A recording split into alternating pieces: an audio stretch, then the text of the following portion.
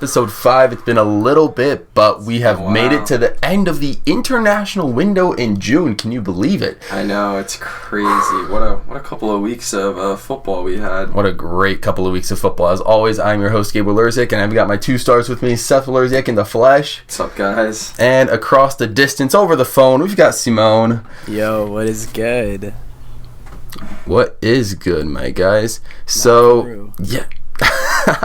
So yeah, let's just hop right into these matches. So we haven't talked about these Nations League matches in quite some time. And yeah, we're going to be starting with the UEFA Nations League.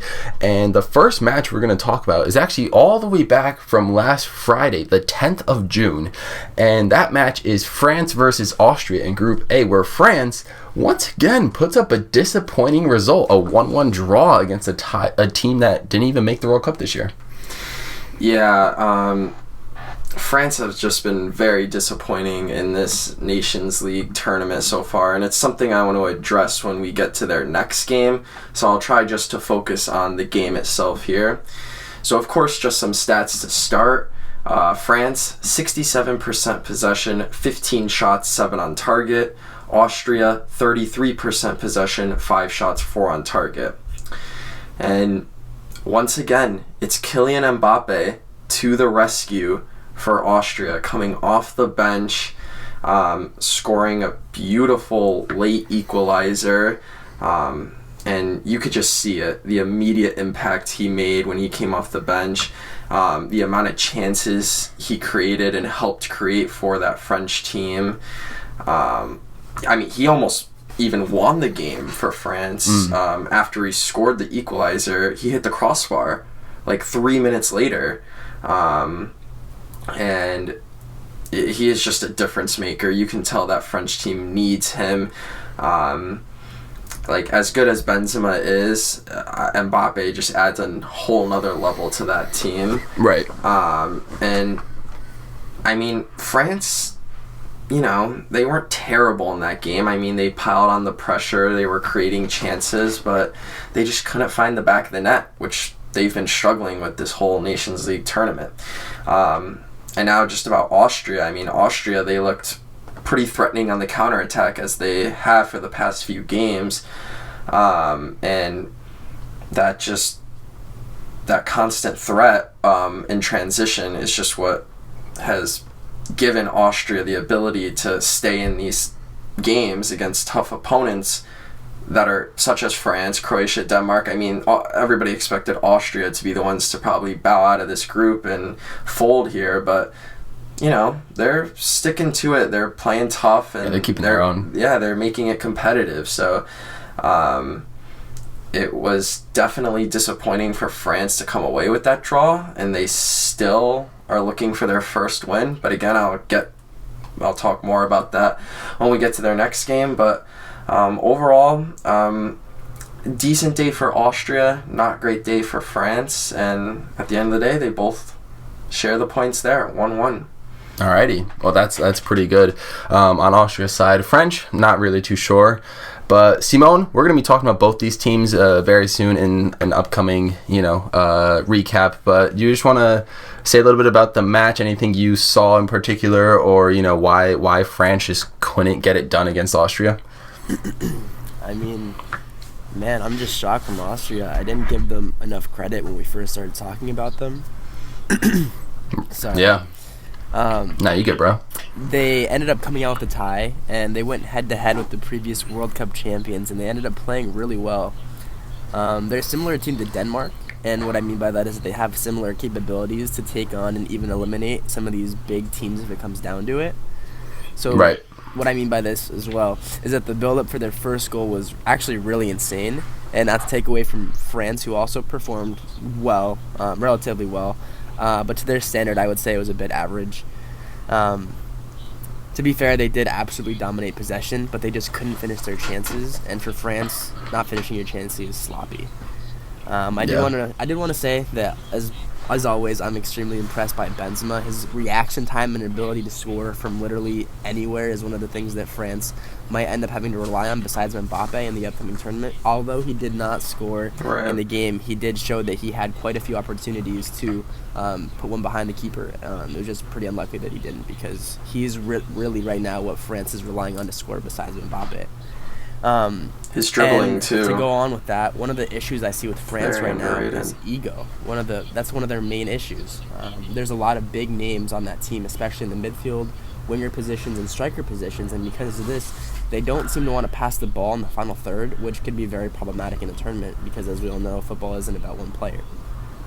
And if these players are so desperate to have goals under their names, then they're simply just not going to succeed. I've seen this issue in a bunch of French games recently, but specifically in this one, it was when Coman received the cross from Kamara, and instead of passing it to Benzema, who was wide open and could have easily scored, he takes a shot on after having juked his defender and just completely ends up skyrocketing the ball. To be fair, he completely sat down his defender, and it was very impressive. But the thing is, he's not playing the team game. He took it for himself, and because of that, he missed it. Coman is not the kind of guy that you're going to have him shooting from anywhere, because the thing is, he's a very fast player, very agile player, but this guy is not even close to one of the best shooters on France, and he knows that, but he still took the shot instead of passing it, and that's why they ended up tying, because he was selfish there. And honestly, they're lucky that their freaking wonder kid Mbappe was able to scramble up a draw for them, because despite controlling the game, they weren't able to control their egos. And yeah, like I said, Mbappe is just insane. This guy comes in super late and almost ends up winning the game for them by himself, essentially. But the thing is, Austria's keeper is also on fire. He stopped quite a few chances. And yeah, I think Austria is going to do pretty well in this World Cup if they keep performing the way they did today. Or sorry, not today, but in this game. Right. Yeah, makes sense to me. But anyways, so yeah, that match was quite interesting. But we'll talk about those guys later in their upcoming Nations League matchup. Let's talk about the other two teams in their group: Denmark versus Croatia. Now, Seth, I mean, you thought Denmark was going to go 4-0 in this Nations League window, but no, they slip up and suffer a 1-0 defeat to Croatia. What do you got to say about that? Yeah, they do slip up. But it's okay. It happens. It happens to really good teams like Denmark. They're, obviously I expected them to win every game here, but, that doesn't happen. And that's okay. I mean, they didn't get blown out. Honestly, Denmark played really well in this game. Got very unlucky. And Croatia was able to hang on and get the 1-0 win. So just some stats, of course. Croatia, 51% possession, 9 shots, 2 on target. Denmark, 49% possession, 14 shots, but only 1 on target.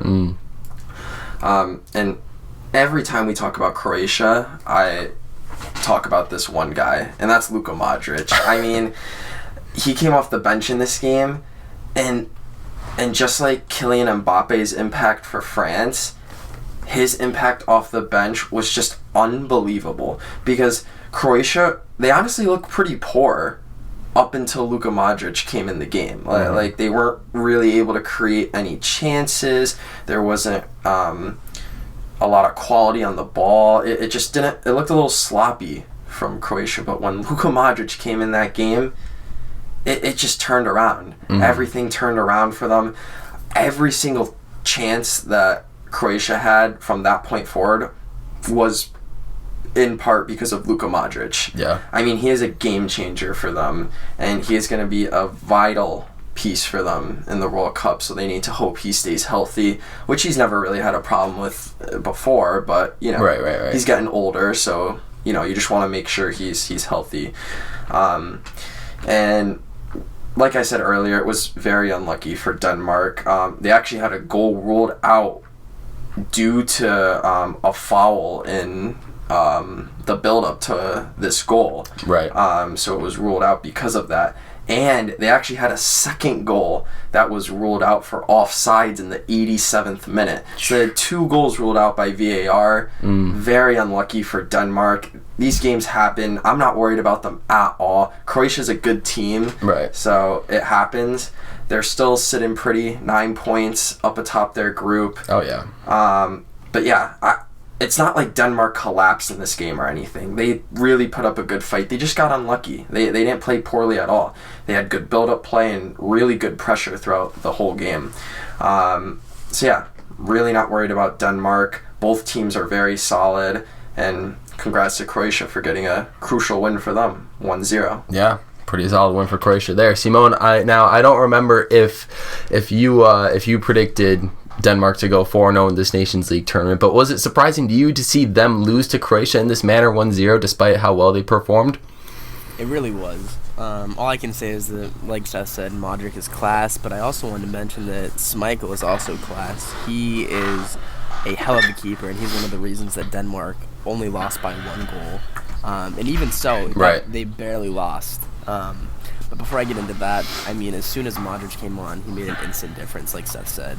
But the thing was, Schmeichel was saving shot after shot, and it was a very close game. Yeah, but that super lucky shot that Croatia ended up sneaking in through Schmeichel's legs was just enough to pull off the win. And honestly, I think Denmark definitely deserved at least a draw, arguably the entire game.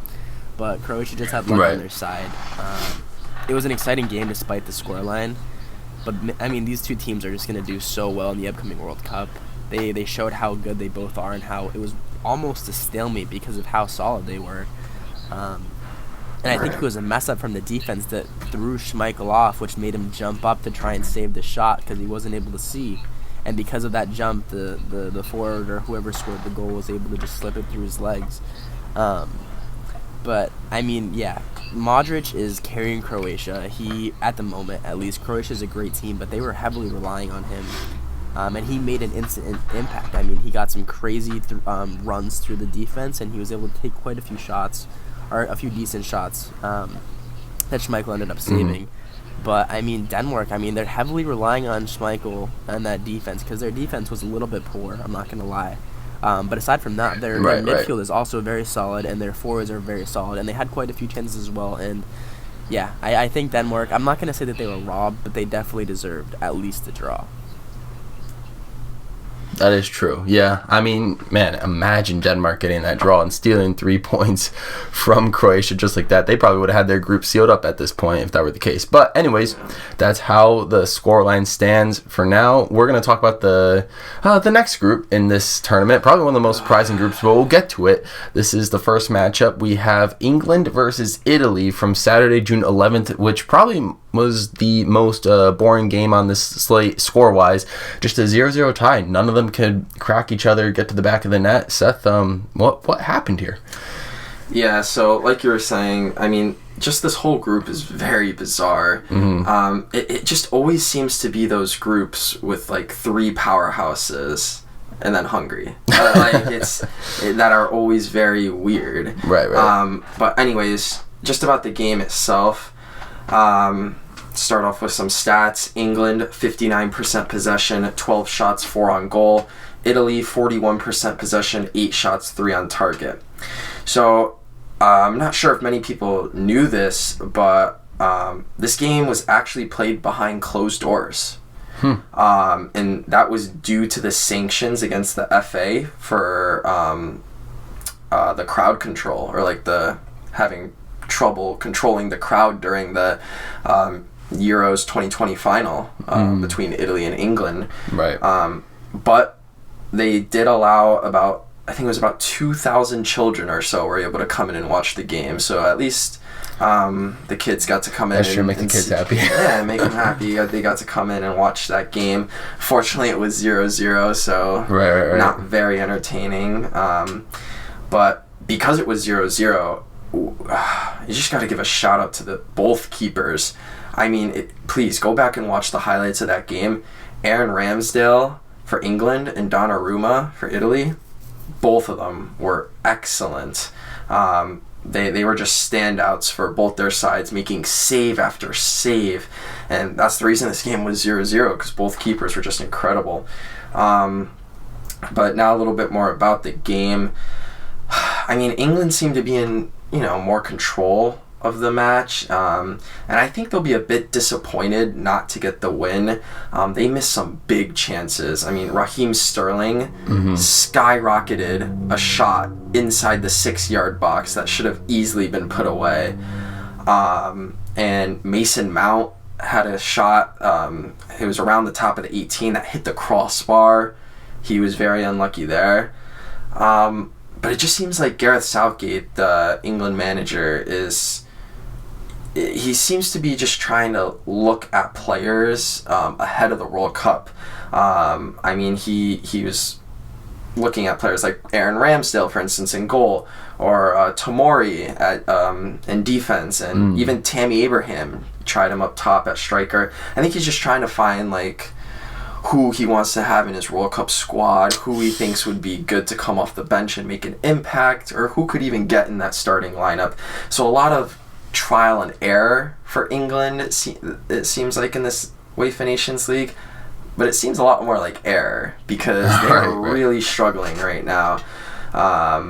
And I just think their lack of quality and just their like overcautious style of play, like they're being like too careful, not really taking any risks. I think this is going to be a cause for concern heading into the World Cup.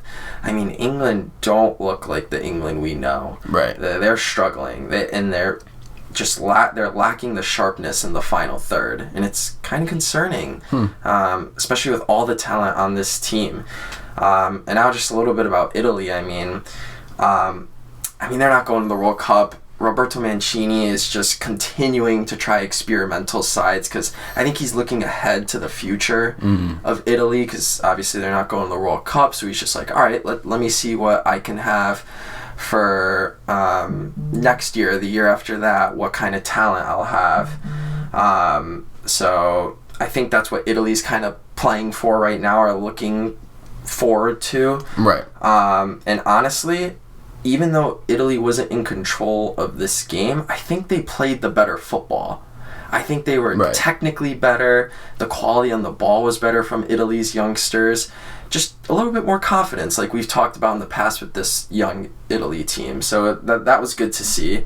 But honestly, last thing I want to say is both these teams' futures are going to be very interesting to keep an eye out for, because I mean, one has, or both have a lot of talent. One's going to the World Cup, one's not. One's setting themselves up for the future after the World Cup, but one's trying to figure out things right now for this year, for this World Cup. So definitely keep an eye out on both these teams.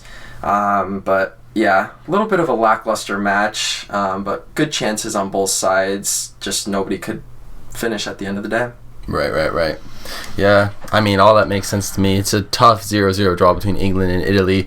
Now, Simone, I just want to pass the game on to you. 0-0, like, what happened between these two teams? Like, how come no one can score? I mean, yeah, Seth did mention that the keepers were exceptional in stopping pretty much most of both teams' chances, but, like, was there a team that more or less should have gotten a ball in the back of the net, or more deserved this win from your eyes, my guy?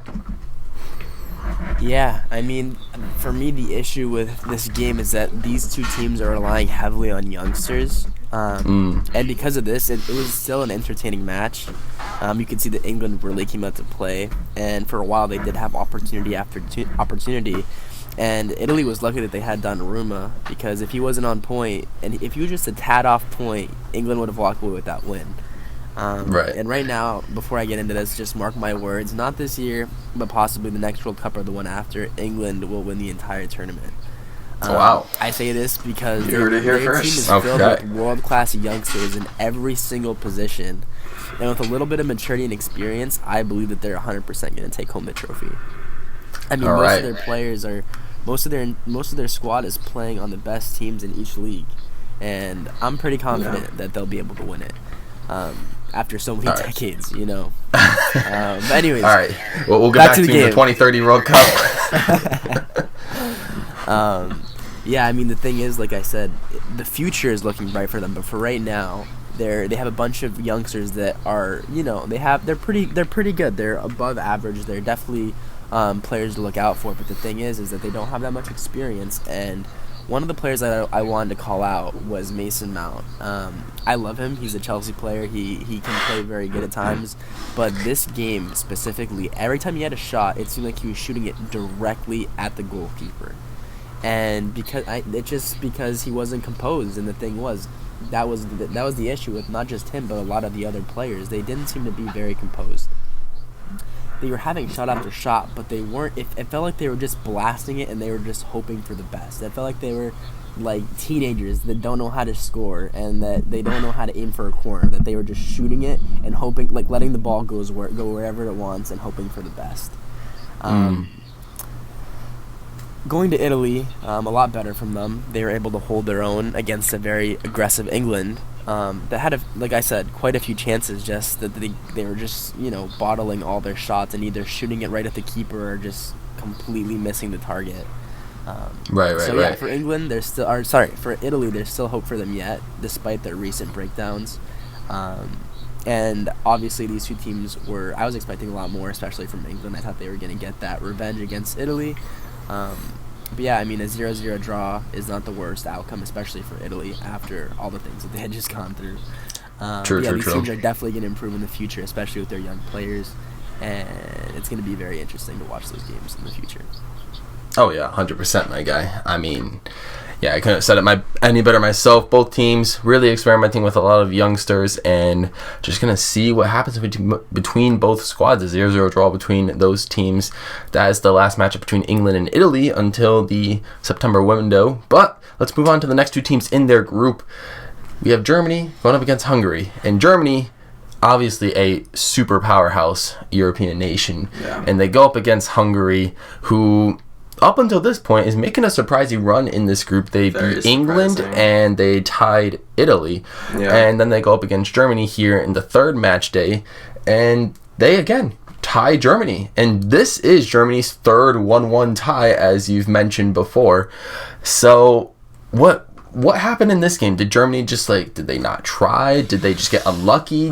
Is Hungary just underrated? Seth, break it down. Yeah, so it's funny that you brought the 1-1 draws up. This is actually their fourth 1-1 draw in a row, because they drew their last friendly game in March. They drew 1-1 against the Netherlands. So they were on a 4-game streak of 1-1 draws. I've never seen that ever before. Obviously, they broke that in their next game against Italy, which we'll get to later. But just some stats about this game real quick. Germany, 67% possession, 6 shots, only 1 on target. Hungary, 33% possession, 11 shots, 7 on target. Wow. So, yeah, for me, I mean, Germany just made too many mistakes this game. Too many careless mistakes. They just didn't play with the quality, the speed, and the intensity that we're used to seeing out of Germany. It just wasn't really there. They didn't look sharp in the front. As these past few games, they seem to be missing that natural finisher up top, that number 9. And, I mean, Timo Werner, he's been struggling a little bit. He did rebound in that Italy game, which we'll get to later, which was good to see. Right. He's been struggling a bit for Germany up top to create any chances and really score for them. And that definitely showed in this game against Hungary. But yeah, I mean, Germany were just obviously with their troubles up top. They also were a bit vulnerable in the back. I mean, Neuer, he came up huge for them, like he does almost every game. But Hungary were able to play through Germany pretty easily in this game, a bit easier than we would have expected. I mean, Hungary played really well in the counterattack. They looked dangerous in transition, and they really just defended well too. Hungary's defense is very underrated in my opinion, which is why they're keeping a lot of these games close. But yeah, I mean, Hungary is underrated. They really are. I mean, that's why now they're atop of their group right now, and that they're playing just pretty damn well right now. Yeah. And I mean, this is a team Germany should beat, and I just think they, like I said earlier, too many mistakes, carelessness on the ball. It was just not good to see from them. But obviously they made that up in the next game, which we'll get to. It's just weird because, we've seen both these games, and it's like Germany played one way this game, but now we know how they played in another game. So, but yeah, just this game in particular, Germany just, they weren't sharp. Lack creativity, lack chances. Hungary were able to capitalize and force that 1-1 draw. So good for Hungary for staying on the front foot in this game. Yeah, I mean, clear 1-1 draw, both sides, Germany, Hungary, just a dogfight in many ways. But Simone, I'm going to pass pretty much a similar question on to you. This 1-1 draw between Germany and Hungary, I mean, not many people expected it. We thought Germany would get their breakthrough win in this matchup here, but that didn't happen. Was it more poor play on Germany that resulted in the tie, or was it more exceptional play on Hungary that forced a tie against Germany? Which do you think it was more of in this game? The basic answer is that it was a little bit of both. And the thing is, it was... Germany was not at their top right now, and the thing is they haven't been for the last 3 games. But I'm very impressed with how Hungary was able to hold themselves against this team. They didn't dominate possession, but that didn't stop them from creating over 10 chances, which is a lot more than Germany had on them. And then on the other side, Germany, they had 1 shot on target, which is the goal that they scored immediately after they conceded, which just proves you're more vulnerable right after you score. But the thing is, after that, they couldn't build up too many more good chances. Their first goal was great, and Germany keeps showing that they have the capabilities with these amazing and unworldly long balls and crazy passes and control and whatnot. But they're just struggling up front at the moment. And despite controlling possession, Hungary was actually pretty unlucky not to score a second goal with all those chances that they created.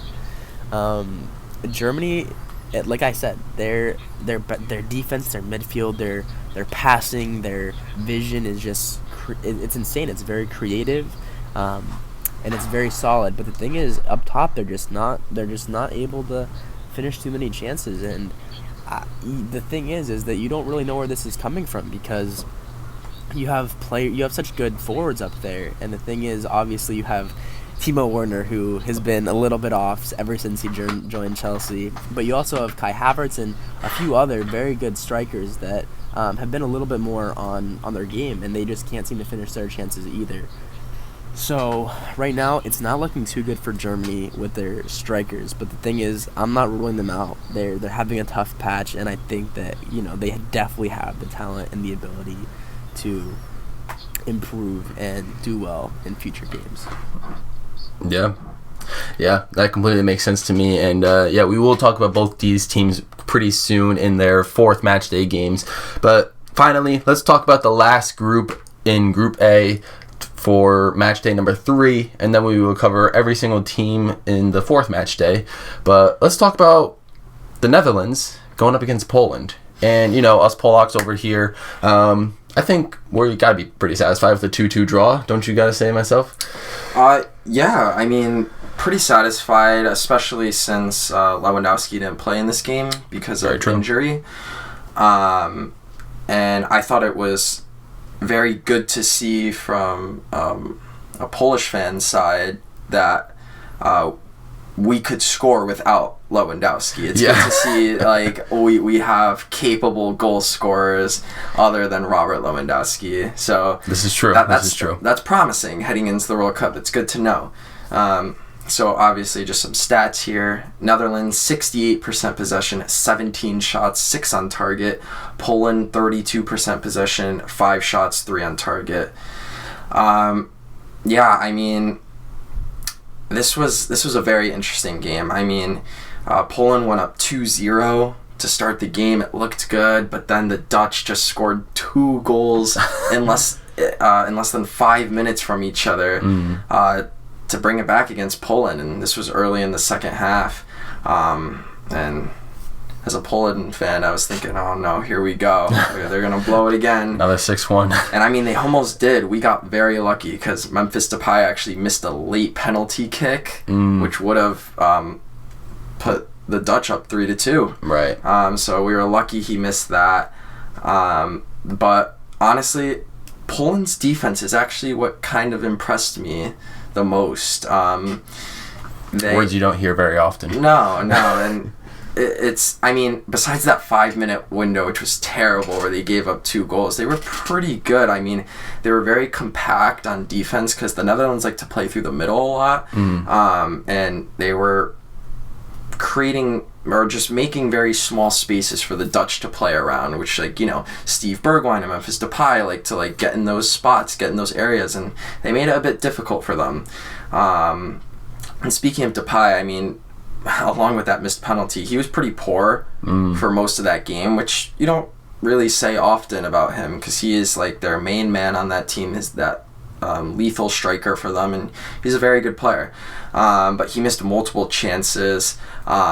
Even though the Dutch were on the front foot for most of the game, they were really pressing and really testing this Polish defense, and obviously they were able to get those 2 goals, but the fact that we were able to just hold our own for the rest of the game after they got those goals was very good to see. It's good to see we can compete with a team like the Netherlands going in to the World Cup. But yeah, I mean, this game definitely could have been better. The Dutch were definitely in control of this game, controlled the pace, were very dangerous. So I think we got a bit fortunate that we got this draw, honestly. Right. I think the Dutch maybe did deserve the win.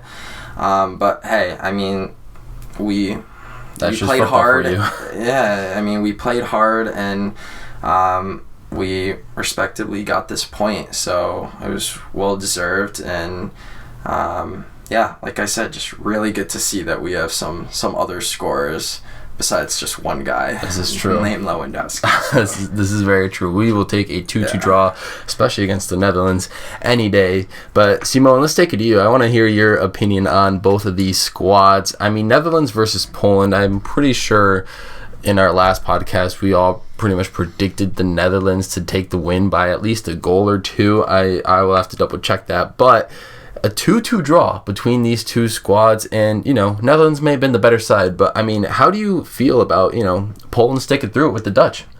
Yeah, Poland definitely struggled with possession, but honestly, what team wouldn't against the Netherlands? There's only a very select few teams that can really stand up to that absolute domination of possession that the Netherlands tends to have.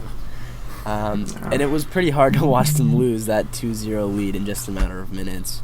But before that, I mean, they played fairly well. They finished some pretty good chances in the first half. And it seemed like they were essentially like in the Netherlands' head, because the Netherlands couldn't finish their chances, and Poland was just taking they were essentially taking advantage of all the opportunities they were given. Right. But, as I said, it all can change in a matter of minutes, and that's the issue with playing counter-attacking football, which is what I felt like Poland was doing, because that's kind of what you have to do against these big teams that like to dominate possession. You just have to catch them on the break, and you have to let them pass around, do their thing, and then once you steal that ball, that's when they're the most vulnerable. That's pretty much how any team plays against a team that tends to be stronger than them. And, I mean, Poland made it work with the first 2 goals, but once the Netherlands changed up their styles and adapted, they were pretty much able to stop all of the breakthroughs that they were creating in the first half, and the Netherlands was able to create and finish their own chances with some insane crosses. Right. That's one thing that I want to mention. The Netherlands has an insane vision for crossing and for getting it. Like, it feels like their players have magnets on them, because they're able to just pick out the exact like player they want to go to, because I don't know, I just feel like there's no other nation at the moment that has such accurate crossing, because I felt like they were always receiving the ball. It was hardly getting cleared, or at least like from the first cross, essentially, because man, it was. I'm surprised that Poland was able to hold their own and keep it at least a draw, because yeah, they were fighting hard. They were definitely fighting hard. Yeah. And the thing is, another thing that I wanted to mention was that all these ties, not just this Netherlands-Poland game, but all of them in these recent fixtures, are just due to the goalkeepers being pretty much in their best form. Because there were so many times that these keepers have saved their teams from losing the game. And that's pretty much why all these teams have been, it felt like stalemates, because it was so difficult to get through their goalies. And that's something I'm really looking forward to, because they're probably the most important player on the field. And that's the thing. Like, when you have a good goalie, which it seems like all these nations have, it makes for a good game, because they're not just going to slip through some easy passes on goal, that just slip in through the keeper because he wasn't paying attention like Kepa in the past few years. But yeah, it was a crazy game, and I was surprised to see Poland up 2-0. But man, don't get me wrong, I was excited for them. You love to see the underdogs. True. Win, but then out of nowhere, like, I checked the app 10 minutes later, and then it was tied, and I was like, oh god. But yeah, luckily, here we go again, yeah. But yeah, I mean, luckily they were able to pull out the draw. I was hoping for the win for them, but a draw is not bad against the Netherlands. They're a crazy team, and yeah, they're good for Poland. Yeah, very true. Couldn't have said it better myself. Taking the draw against the Netherlands. We face them again in the September window, but that's fine. We'll deal with them when we get there. Now let's talk about the last match in match day 3. Belgium versus Wales. Kind of an underrated matchup. I mean, it comes out to a 1-1 draw. You would think maybe Belgium on paper is the stronger team, but they just didn't get in the back of the net. What happened? What did Wales do to contain this draw? Yeah, so before I start, I'd like to apologize to all the Welsh fans out there, because I'm pretty sure I predicted Belgium to win this game like 4-0, and I was just wrong.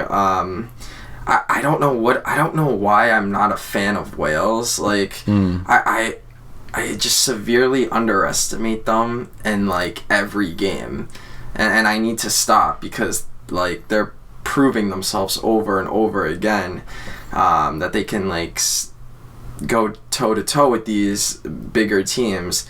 And Belgium, I gotta stop like getting on that hype train, because I think after that 6-1 win against Poland, I was like, oh yeah, Belgium's back. Here we go. This is the number 2 team that we're used to in the world. Yeah, let's get it. Kevin De Bruyne's a god. Here we go. Eden Hazard is back, baby. I'm pretty sure those exact words came out of your mouth last podcast. Yeah, and I was just like super hyped for Belgium, because I was like, all right, the golden age is back. Here we go. And then it's just not. And they tied Wales. Yeah, and so I think I gotta stop getting overhyped and underhyped on teams after like one game or so. So I apologize to you Welsh fans. You played hard. You got the point. Congrats. So I'll stop underestimating you. But all right, now just a little bit about the game. Belgium 64% possession, 9 shots, 4 on target. Wales 36% possession, 14 shots, 2 on target. I mean, Belgium dominated possession, which, like Simone was saying about the Netherlands, that's just what they do. That they're just one of those teams that will always have the possession stat. But I gotta say, it was Wales who created the better chances, and Wales is just really good at creating good quality chances. They're very dangerous on the counterattack, getting numbers in front of the ball, and putting in good deliveries and just being really dangerous, especially with Gareth Bale and Danny James up top. If you get those two going, you could be in for a long day. Even Brennan Johnson, who I'll talk about later, is really coming into his own as well. But yeah, I mean, it was very unlucky for Wales, because they actually had a goal ruled out in the 5th minute due to an offside call. So that was very unfortunate for them. But yeah, I mean, Wales looked good. They looked creative. They were had good quality on the ball, good combination plays. But I mean, Belgium looked pretty decent too. I mean, obviously not as good as they did in that Poland game, but I mean, they were dangerous in their transition play as well. I mean, a lot of good balls into Batshuayi. Batshuayi had some really good hold-up play and helped set up players like De Bruyne and Trossard and Tielemans, who I think was the one that did get the goal for them. But yeah, some really good strong play between those good midfielders and attackers for Belgium. Just obviously weren't really able to finish their chances to get the winning goal. Kind of the same with Wales, who I think were a bit more unlucky actually, and maybe honestly deserved this win. But yeah, I mean, Wales are proving why they're in the World Cup this year. I mean, they are a good team. I'm done doubting them. They're honestly a bit of a scary team, and they're gonna put up a fight against any opponent they play or come against. So yeah, I mean, this was a pretty good game to watch, pretty back and forth, and yeah, at the end of the day they share the points and move on from here. So that's what we like to hear. Good game from Wales indeed. Now, Simone, I don't think you predicted this type of draw either, but I don't think you predicted anything as severe as Seth, like a 4 or 3-0 victory by Belgium. But I don't think you predicted Wales to tie or get any points from Belgium. So how how do you reflect from this game? What did you see from both sides that we weren't predicting earlier? Yeah, I mean, after those 6 goals that they scored, I was kind of on the same boat as Seth. I was expecting the Belgian dominance to start, coming in, flowing in each game. And you really just see that it just happens in a game. That's all it is. It's just the confidence you have for one day. The confidence can come and go just like that. And what I noticed in this game was that, I mean, everyone noticed it. Belgium was really struggling with their finishing. They seem that they can score the most difficult goals at like the most insane and obscure angles, but they fail the simple tap-ins. Yet again, Belgium dominated possession, but this just goes to show that Wales is a very dangerous team on the counterattack, and it just shows that they can easily upset a big team, just like Belgium. And honestly, Belgium probably did deserve the win, but that doesn't take away from how well Wales played. They had a little bit of luck on their side, but honestly, they played fairly good, and especially Aaron Ramsey. He is such an underrated player. He had an amazing turn off the defender that led to that chance that tied the game for them in the dying minutes. Wales is a very good team, and despite not having been in the World Cup in over half a century, their team is just it's a very solid team. And I know that they haven't won too many games against these big clubs lately. I don't think they won any games in the Nations League actually yet. But I mean, they're putting up a fight, and they're definitely scoring on these teams, which is one thing that's really impressive, especially for smaller nations. They don't, like, if they play against a big team, they don't tend to score. They tend to either lose 1-0, 2-0, 3-0. They just don't tend to score, and Wales is putting up a fight. And that just goes to show that any day of the week, Wales can easily upset a team. They can easily slip in 1 or 2 goals, and if the other team isn't, on their A game, then that could be enough to win Wales the game in the future. But yeah, I mean, like I said, Belgium probably did deserve the win, even though they weren't on their best form. But Wales, I mean, you can't take away from how well they played. And one small fact that I wanted to add is that Belgium actually has the oldest squad in the World Cup with an average of 28 years. Wow. And so this really is their last chance. That's pretty old. If they need to step up. That's why it's now or never. Obviously, they probably should have won that game against Wales, but they really need to be stepping up their game, because this is probably they can't afford ties at the World Cup. Exactly, and this is pretty much their last chance to win a trophy for Belgium, because a lot of their star players are going to be retiring soon. And this is their, like Seth said previously, this is kind of like their golden generation. This is the generation that they were expected to win trophies and really represent their country. And the thing is, despite like them getting super far in a lot of tournaments, and I actually thought that Belgium was going to win the 2018 World Cup. They just haven't been able to seal the deal. And right now, it seems like they're struggling just a little bit. But they really, I just need to reiterate that, this is their last chance, and they just need to step up their game if they want to be able to make history. Otherwise, it's going to go down as kind of a flop of a great team. Yeah. It's going to be pretty insane what Belgium does. Definitely surprised they didn't get the win over Wales. as Belgium being a much more experienced team, just overall on average. But, I mean, hey, a game is a game, and Wales did what they have to do to get the point, so good on Wales.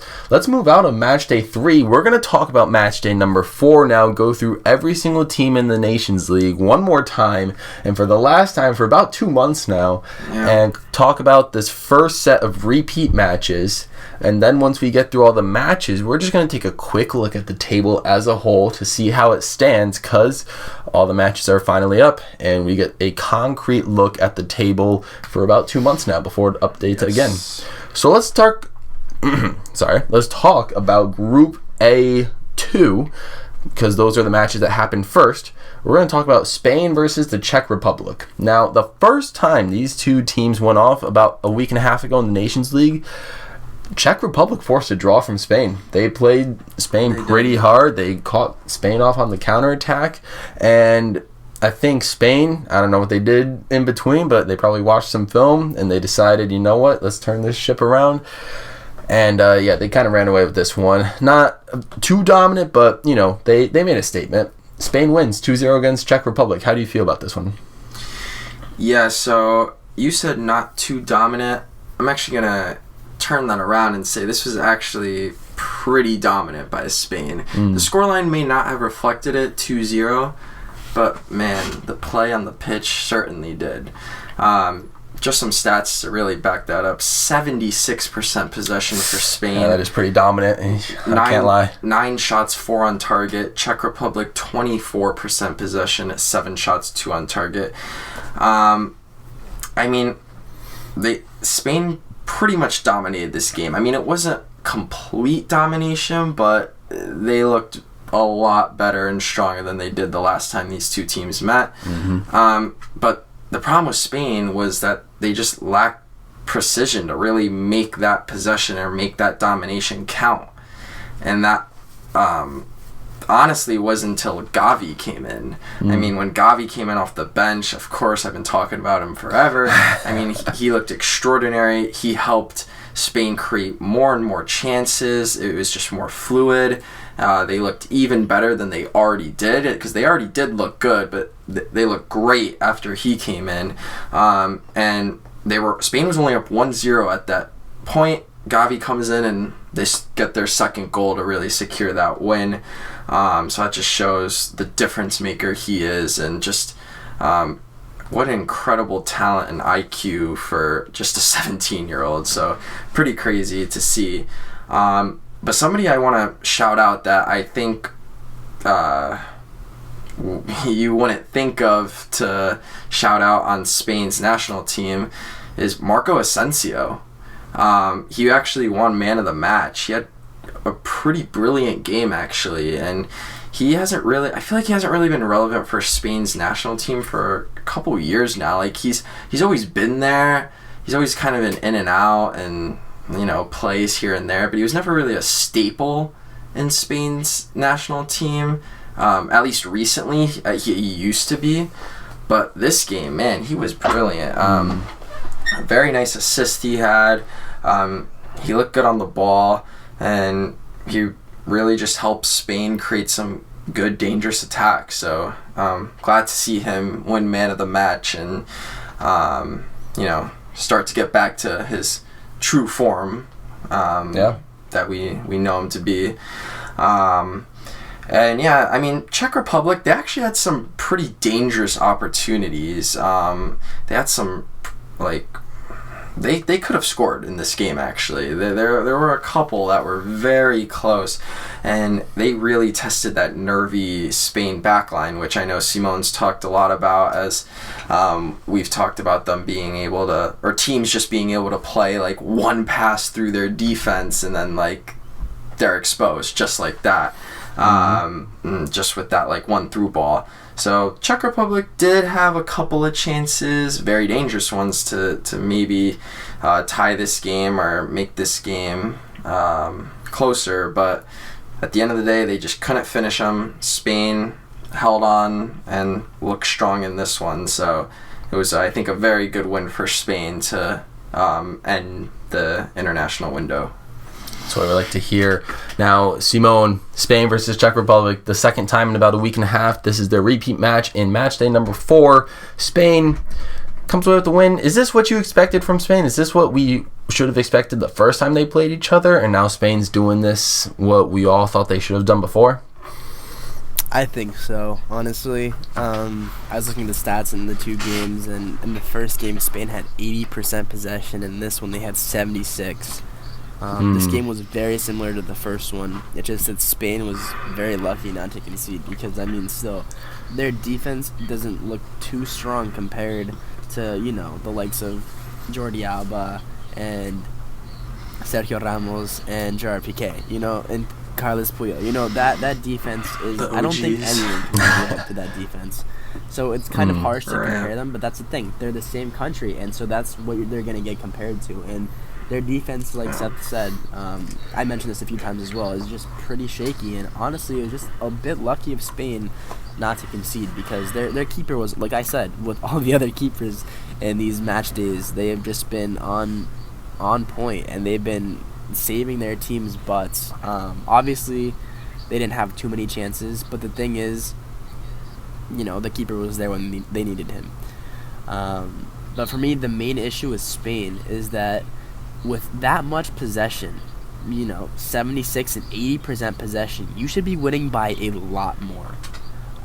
What's the point of having all that possession if you only have 9 chances with 4 of them on target? That's ridiculous. That means it's like you're at practice and you're just passing it along the back. That's what it gives me the vibe of. Because obviously I know they didn't do that. I know that they were trying to create their own chances and swindle it in. But that's the thing. They weren't getting into those attacking positions, and they weren't allowing themselves to create opportunities for themselves. They were too scared to give up the ball than to create chances, and that's the thing. That's the risk you take in attacking. You either score a goal or you lose the ball, but you're bound to get it back eventually. So it seemed like they were scared to lose the ball. It seemed like their coach told them, if you guys lose the ball, then you know you're getting benched or something, because they were playing very passive, very, very passive. And just before I end my little bit, I just wanted to say, like Seth said, Gavi is so promising. This guy is crazy. I thought Pedri was something else when I started seeing him shine at Barcelona, but I mean, they both are, but Gavi is just going crazy for Spain right now. This kid is so young, and he's taking on these big teams. You know, Czech Republic isn't the biggest of teams, but still, it's an international team, and he's playing like, you know, like he's been playing for years. He's crazy. He's a very promising player, and he's definitely going to become one of the best players in the world. Jeez, guys, this Gavi kid, I mean, he must be lying about his age. There's no way someone that young could be that good or what on earth, but... He has to be Javi's reincarnation or something. And, you know, this kid is something. Javi probably put himself in a little, what is it called, a mind transferring machine, and put it into Gavi, because they're so similar. Even their names, honestly. And, geez. Yeah, I was going to say, it's probably why their names are similar. Gavi and Javi. We got the wrong genes, I guess, guys. So, you know, sucks for us, but oh well. All right, let's move on to the next 2 teams in the group. Portugal versus Switzerland. Seth, a pretty rough day for Portugal. A sad way to go out of the June window. But 50-something seconds in, Switzerland gets the one and only deciding goal in the matchup. In Portugal, I mean, they did not have the man CR7 on the pitch, as far as I know. But they couldn't answer in 89 minutes. How did Portugal? What happened here? Switzerland didn't win a game at all until this point.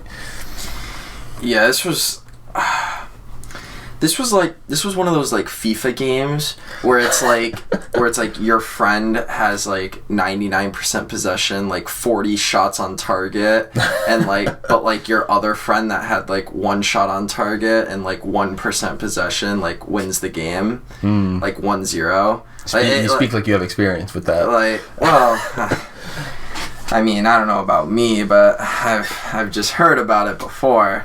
But no, that's what I thought about when watching this game, because I mean, just to give some stats, I mean, it wasn't like utter domination of possession. Like, I mean, Portugal had 58% possession, 20 shots, 8 on target. Switzerland 42% possession, 5 shots, 2 on target. But it seemed like a lot more than that for Portugal. Like, I mean, yeah, like you said, Switzerland scored in the first minute, which apparently was enough to win the game. And it was very unlucky for Portugal as Rafael Leao, he actually leveled the score in the 18th minute. But his goal was disallowed for offsides, unfortunately. But, man, especially in the second half, I mean, Rafael Leao, Bruno Fernandes, especially Bernardo Silva and Diego Jota, both those guys had narrow misses. But the Portugal attack was just pressing so hard. And if you go back and watch those highlights, they came this close multiple times. I was shocked they didn't score. It was crazy. They were knocking and knocking and knocking on that door, but they just couldn't score. So, I mean, Switzerland held their own. Switzerland's keeper was coming up huge. He was very clutch. But yeah, I mean, they were just very unlucky not to find an equalizer, as they were continuing to expose Switzerland's defense, like, time and time again, just like past teams have for a while now against this Swiss team. And it was just very unlucky, I think, for Portugal not to equalize. I mean, there was like nothing else they could do. Like, they really, really put it on Switzerland. But those games happen. That's football. It happens. And yeah, that was Switzerland's first win in 6 games.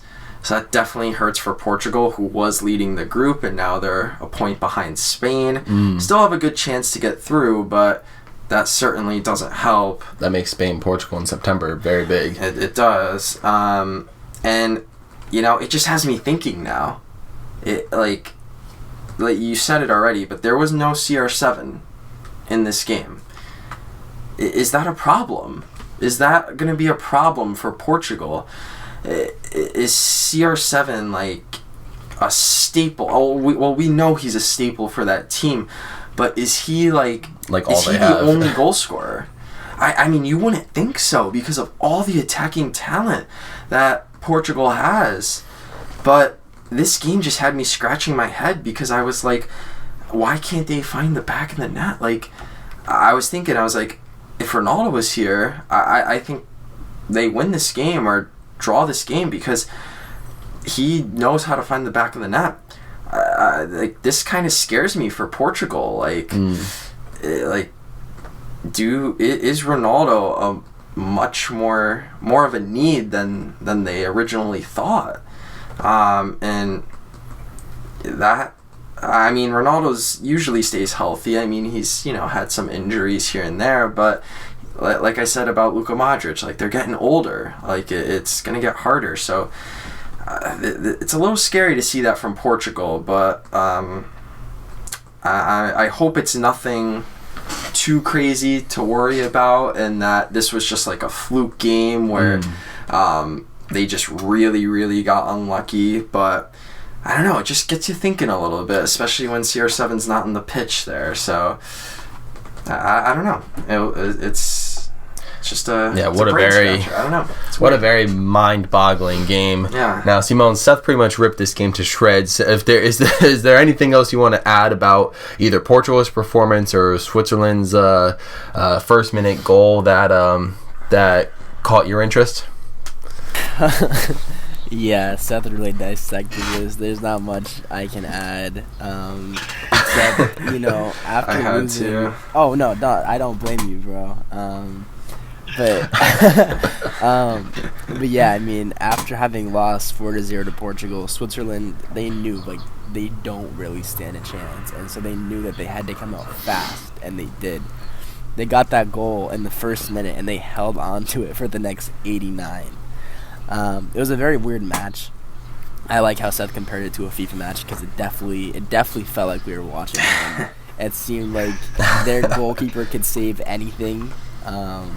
They had so many chances, and each time it seemed to go right to the goalkeeper or just in his reach. And yeah, I mean, Switzerland owes that win to their goalie. He performed so well. And man, I mean, Portugal kept slipping through, and it was just hard not to see them score, especially after that 4-0 win a few weeks prior.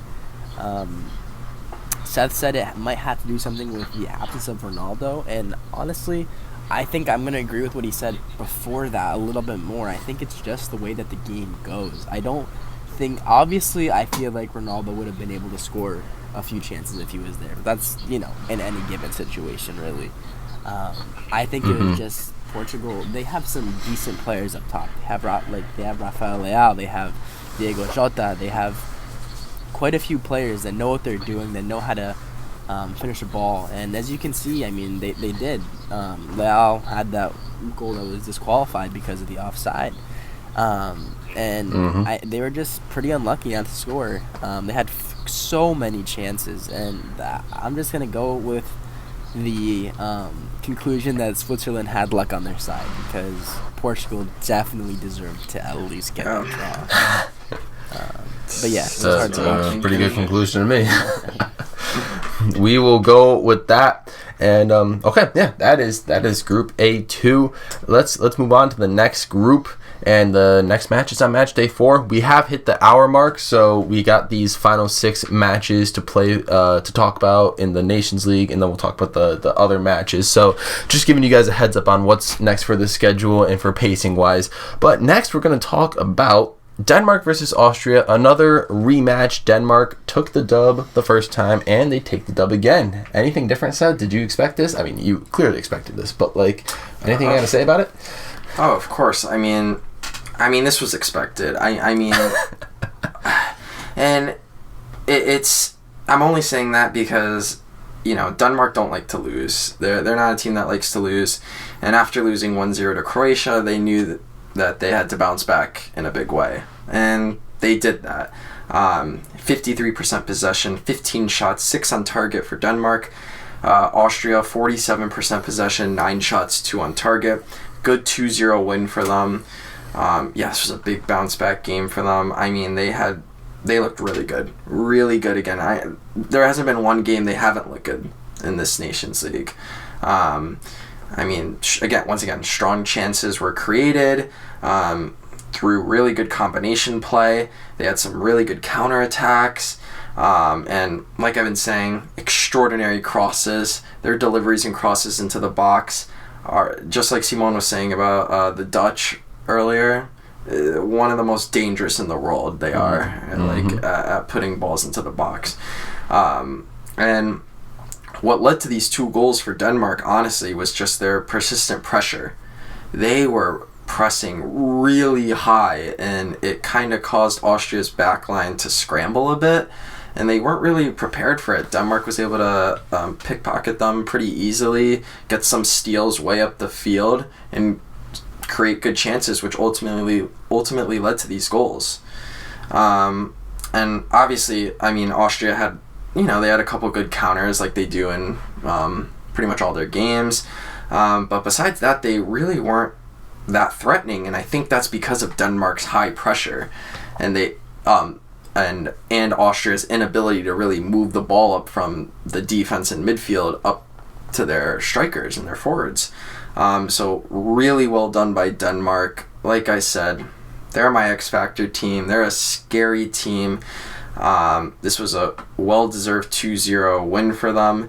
And something I just want to note is Christian Eriksen. He actually got a huge standing ovation because I can't believe it's already been a year, but from the day that game was played, it was a year and 1 day after he had his collapse in the Euro game against Finland. It's just, I'm just really glad we're still able to watch Christian Eriksen play some football, because he is an incredible talent. Yeah. And I'm glad he was able to recover from that really scary incident. And he actually almost scored at the end of the game. I think he hit the post on a shot from outside the 18. That was a crazy I think that stadium would have absolutely... Yeah, I know. I think that stadium would have absolutely erupted if he scored that. So it's great to see him back on the pitch. It's great to see him leading Denmark to all these wins. And like I said, man, just watch out for Denmark at this World Cup. Mm-hmm. They are a threat. Yeah, I mean, now, Simone, you don't sound too surprised yourself about this result. What caught your eye specifically about Denmark's 2-0 win over Austria? I mean, geez, I was talking really high about Austria earlier tonight. And the thing is, I marked them in the same category. And to be fair, they didn't play too bad. They stood quite a decent chance, honestly. Obviously, they did concede 2 goals. They weren't able to score any of themselves, but they didn't let themselves be bullied with the possession. They were pretty much 50-50. It was only a few, just a few percentages off with the 50-50 possession area. But yeah, so I expect a little bit more from Austria, honestly. I knew that Denmark was going to win the game. The first one was 2-1, and this one, you just see a more confident Denmark, especially in the back. They weren't messing around. I think that's how a lot of teams play, and I kind of want to compare Denmark to Chelsea right now. I know that as soon as Chelsea loses one game, they get their asses together. They get their act together. No, you should have seen Seth's face. I'm sorry. But yeah, as soon as they take that first loss, they completely brainstorm on what they've done wrong, and they completely change their entire mentality, it seems. And they're like, you know what, this next game, we're giving it every single thing we have, and we're not losing. We're not coming out with a loss, or with a draw. And that's exactly what they did. After that tough defeat, they came out strong, and Austria didn't really stand a chance. I think Austria is still a great team, and I think that there's still hope for Austria. I think that they'll still do fairly good in the future, but they're nothing compared to Denmark, especially with that mentality. That mentality is just something that you can't sign. That's just something you're born with, and Denmark, it feels like all their players have it. Just a crazy match, and I mean, I thought Christian, like Seth was mentioning earlier, I really thought that Christian Eriksen had that goal. It was so unlucky not to go in. It tapped the post, and oh my gosh, it was already past the keeper, and man, what a shot. That would have completely erupted the stadium, like you mentioned as well. And yeah, they definitely deserved it. Very, very good performance from them.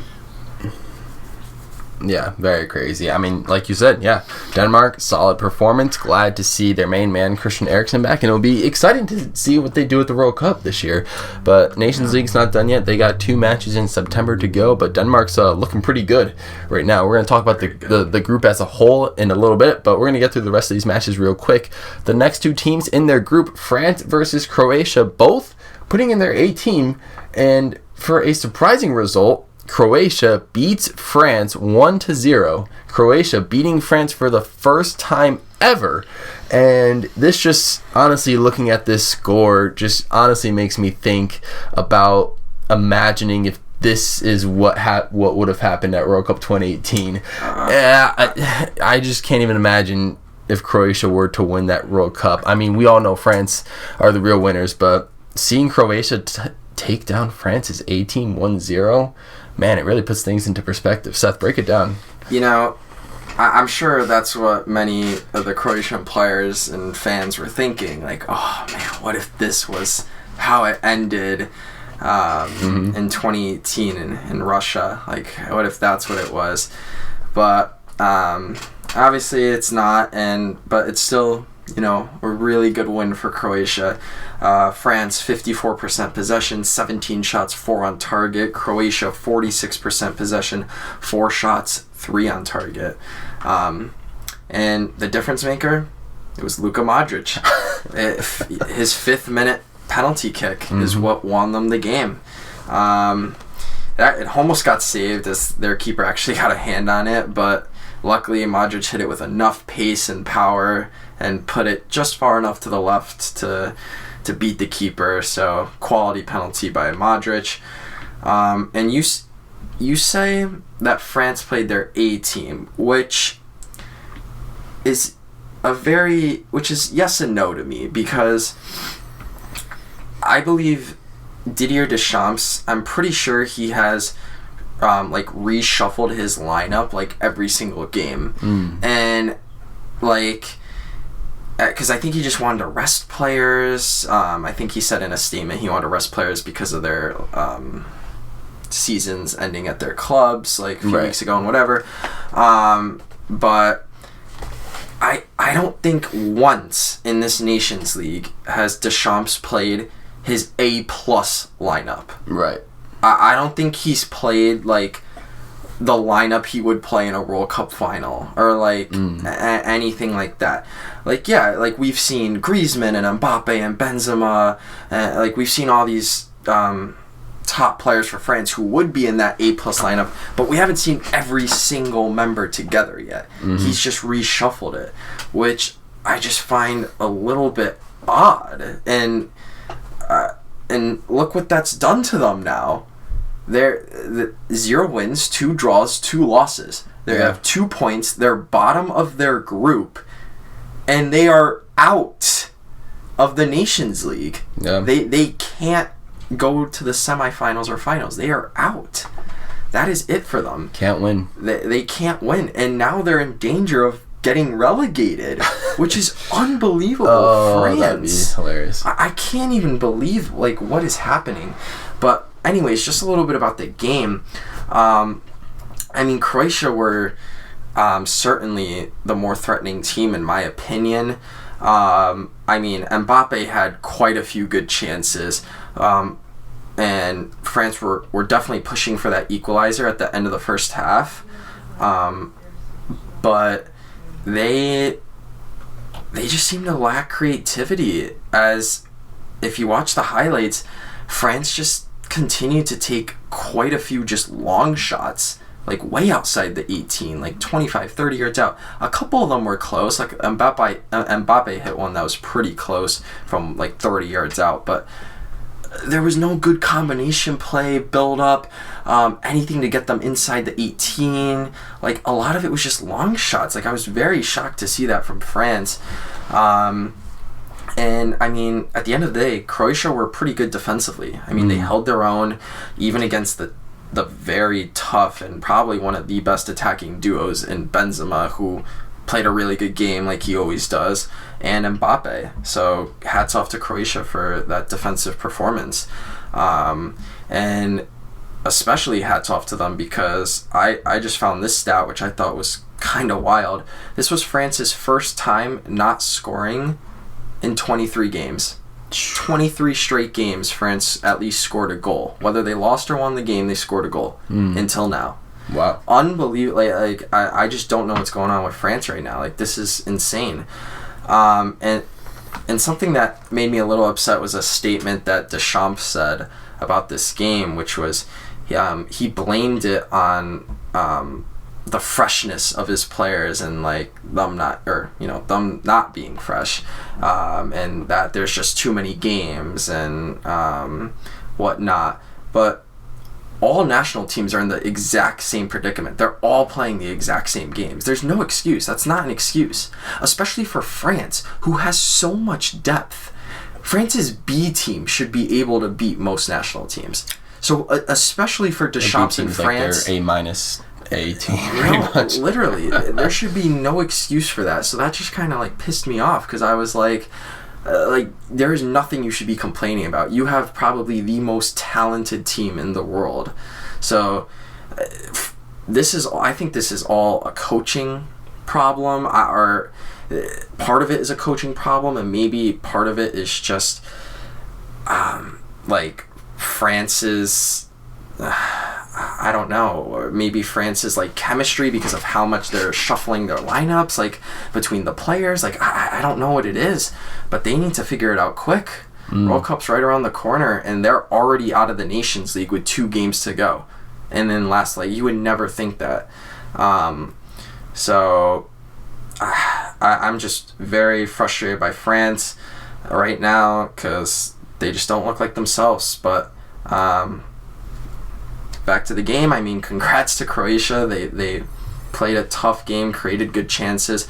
Luka Modric, obviously being his creative self, helped create many of those good chances. Good quality on the ball, and they did just enough to hold on to that 1-0 win. So yeah, good win for Croatia, but France, you need some help. You're in trouble. You are in trouble. Yes, indeed. France versus Croatia. Never would have expected this result. Croatia, I mean, kudos to them pulling out a 1-0 win against France and leaving France in the dust. Now, Simone, I assume you probably have quite a bit to say about this game too, but in the interest of time, I would recommend keeping this one concise if you can, but I do have to ask, do you think France's performance against Croatia and just overall in this Nations League so far is a cause for concern for them going into this World Cup, or how do you feel about this team in general? I don't think it's a cause for concern because there's nothing to be concerned about. They have the World Cup curse. They're not going anywhere. That's all I'm going to say. and I'm not joking. Understandable. I'm telling you, I said it from the start. I said it from in the very That's first true, the World Cup podcast that curse. I was on. When we talked about France, I talked about the World Cup curse. They won the World Cup in 2018, and now look at them. They haven't even won a game. They're struggling, and I feel like it's going to push on to the World Cup. It'll be a huge surprise to me if France ends up getting out of the group stage in the World Cup, because I just don't see it happening. I think they're going to struggle the same way they are in the Nations League, and that's obviously you can blame luck or anything, but I don't know what it is. But every time a nation wins the World Cup, they end up playing very bad in the next one.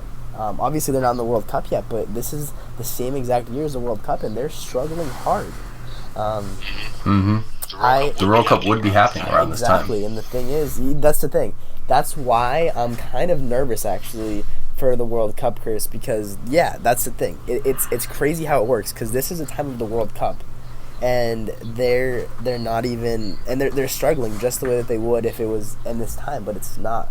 So I wonder, are they going to be the first nation to break the curse in a long time, because the game is going to be played, the World Cup games are going to be played way later in the year? I'm going to go with no, because I haven't seen it broken in a very long time, but I might be wrong. Anyways, enough of the curse. I'm just so excited to see Croatia win. This is exactly how I wanted the final of 2018 to end. I wanted Croatia to win, and it's finally like seeing a dream come true, seeing France get their butts beat. At the same time, France dominated possession, but not extensively, not to the extent of like Spain, but they still had most of the possession. And yes, Benzema and Mbappe almost broke through the defense, especially with Benzema's run. He ran through 3 defenders and almost was able to score, but it was eventually stopped. Yeah, that was a nice run. And great yeah, dribbling. like Seth said earlier, there was really no creativity from France, and they're struggling a lot. And I don't know. I don't know if it's just the chemistry, the issue with the squad rotation, or just the players in general. It feels like there's only a few players that are really playing for their nation, and it feels like the other ones kind of just don't care as much really. It feels like they're, they're like, yeah, we won the World Cup. It's, what else is there for us to do? It's like, go win another one. But they're not thinking that way. And yeah, they're struggling hard, and I'm just very interested to see if it ends up lasting for the length of the World Cup as well, because in my opinion it will. Yeah, I mean, that makes a lot of sense. It'll be very crazy to see how this World Cup curse plays out for France, but they do take the L here against Croatia, and they're currently taking the L in this entire tournament, but that's neither here nor there. Simone, you spoke about getting your butts kicked, and I don't think any team got their butts kicked more in this match day 4 region than England. Now, Hungary defeated England again for the second straight time in a row, and the first time they beat England was the first time they beat England in what 94 years or something like that. It was, or 60 years, I think. It was 60 years. 94 years was some other stat, but anyways, 60 years. It's been a minute. Hungary beat England 2 matches in a row. England is now 0-2 in the last 2 matches against Hungary. Now, for those of you watching and don't know the score, you're probably thinking, oh, Hungary won maybe 1-0, 2-1. How about 4-0 Hungary? Seth, what on earth happened, and why is England falling down? As an American whose England is in the same group, I like this. I'm glad England's, this is happy to see. I don't know if they're going to do this bad at the World Cup, but Seth, what is Hungary doing to England right now? Or what is England not doing? I don't even know. This was one of the worst nights in English football history. And it's not even close. This was an absolute embarrassment. England as a national team should be ashamed of themselves. Unbelievably ashamed of themselves. I understand falling the first time to Hungary 1-0. That happens. Okay. Brush it off. Beat them the second time. No. That just did not happen. And I think the stat you're referring to is that this was England's worst home defeat. That's what Ready it was. for this? Since March 1928 when they lost 5-1 against Scotland. There you go. 1928 was the last time they were beaten by 4 or more goals at home. It's insane. Do you know how long ago 1928 was? Yeah, 94 years. Yeah, that's almost a century. Years. That's almost a century. This, I literally have no words. Like, this is just an utter embarrassment. Like, Hungary should honestly take England's spot at the World Cup for this performance. Like this is unbelievable how poor and how bad this was. So, I'll talk about the game now after I got my frustration out. England, 69% possession, 10 shots, 2 on target. Hungary, 31% possession, 6 shots, 5 on target, 4 goals. Insane. With 5 on target. Insane. So, I mean, England are just in the same position as France. They are in danger they're facing relegation. Mm-hmm. They're in danger of being relegated with just 2 games to go. And Gareth Southgate, the manager for England, he tried a different side this time around, seeing 9 changes from the Italy game, the 0-0 Italy game. And clearly that backfired. Yeah, that clearly backfired, as England created very few chances. They lacked quality, and you know what the most embarrassing thing is?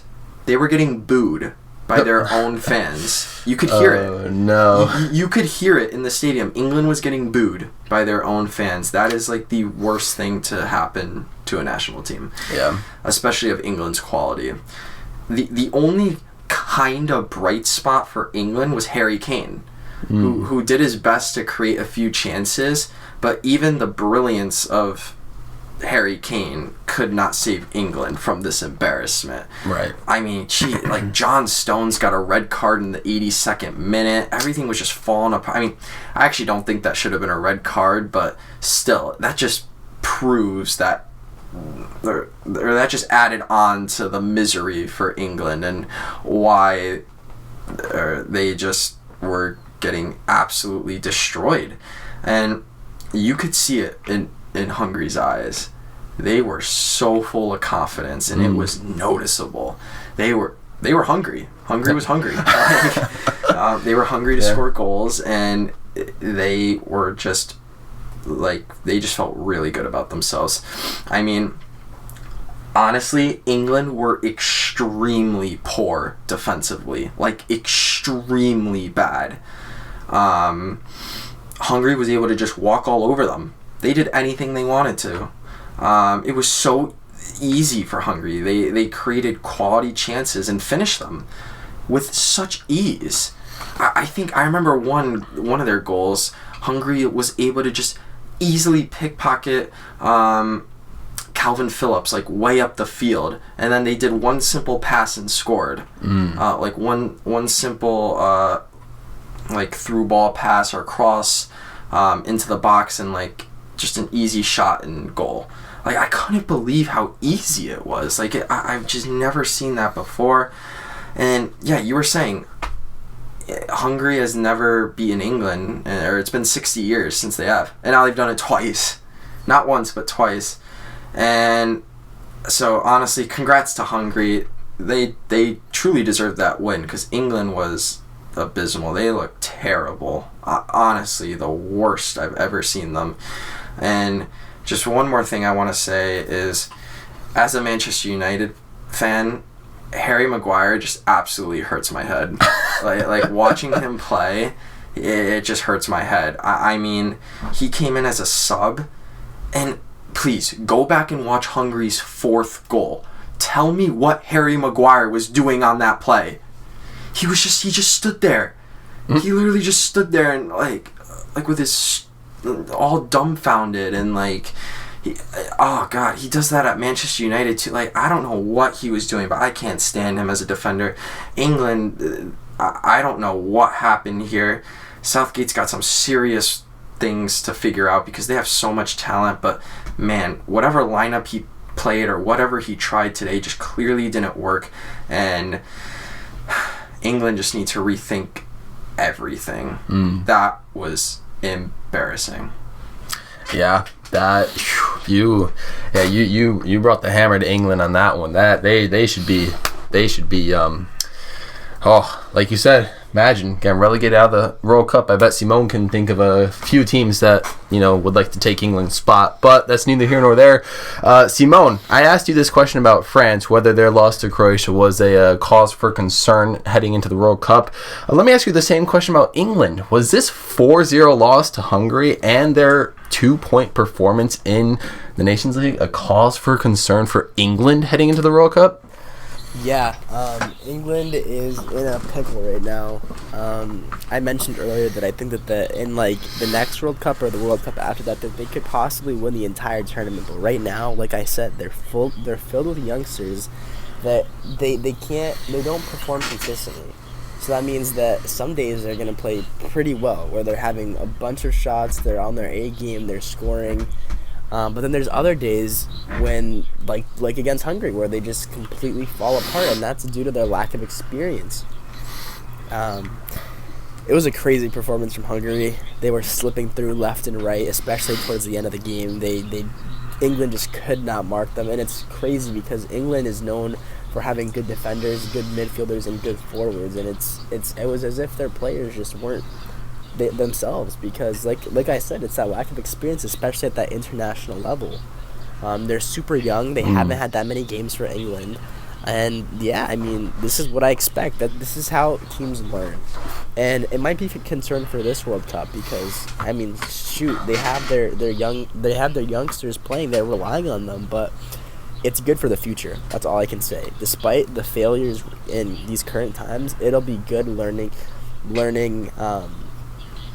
I guess, experiences for the future because they're going to grow from this and they're going to grow hard. But I'm very excited to see that. Going on the subject of Harry Maguire, oh man. Oh no. This player, he's what makes Manchester United at this moment.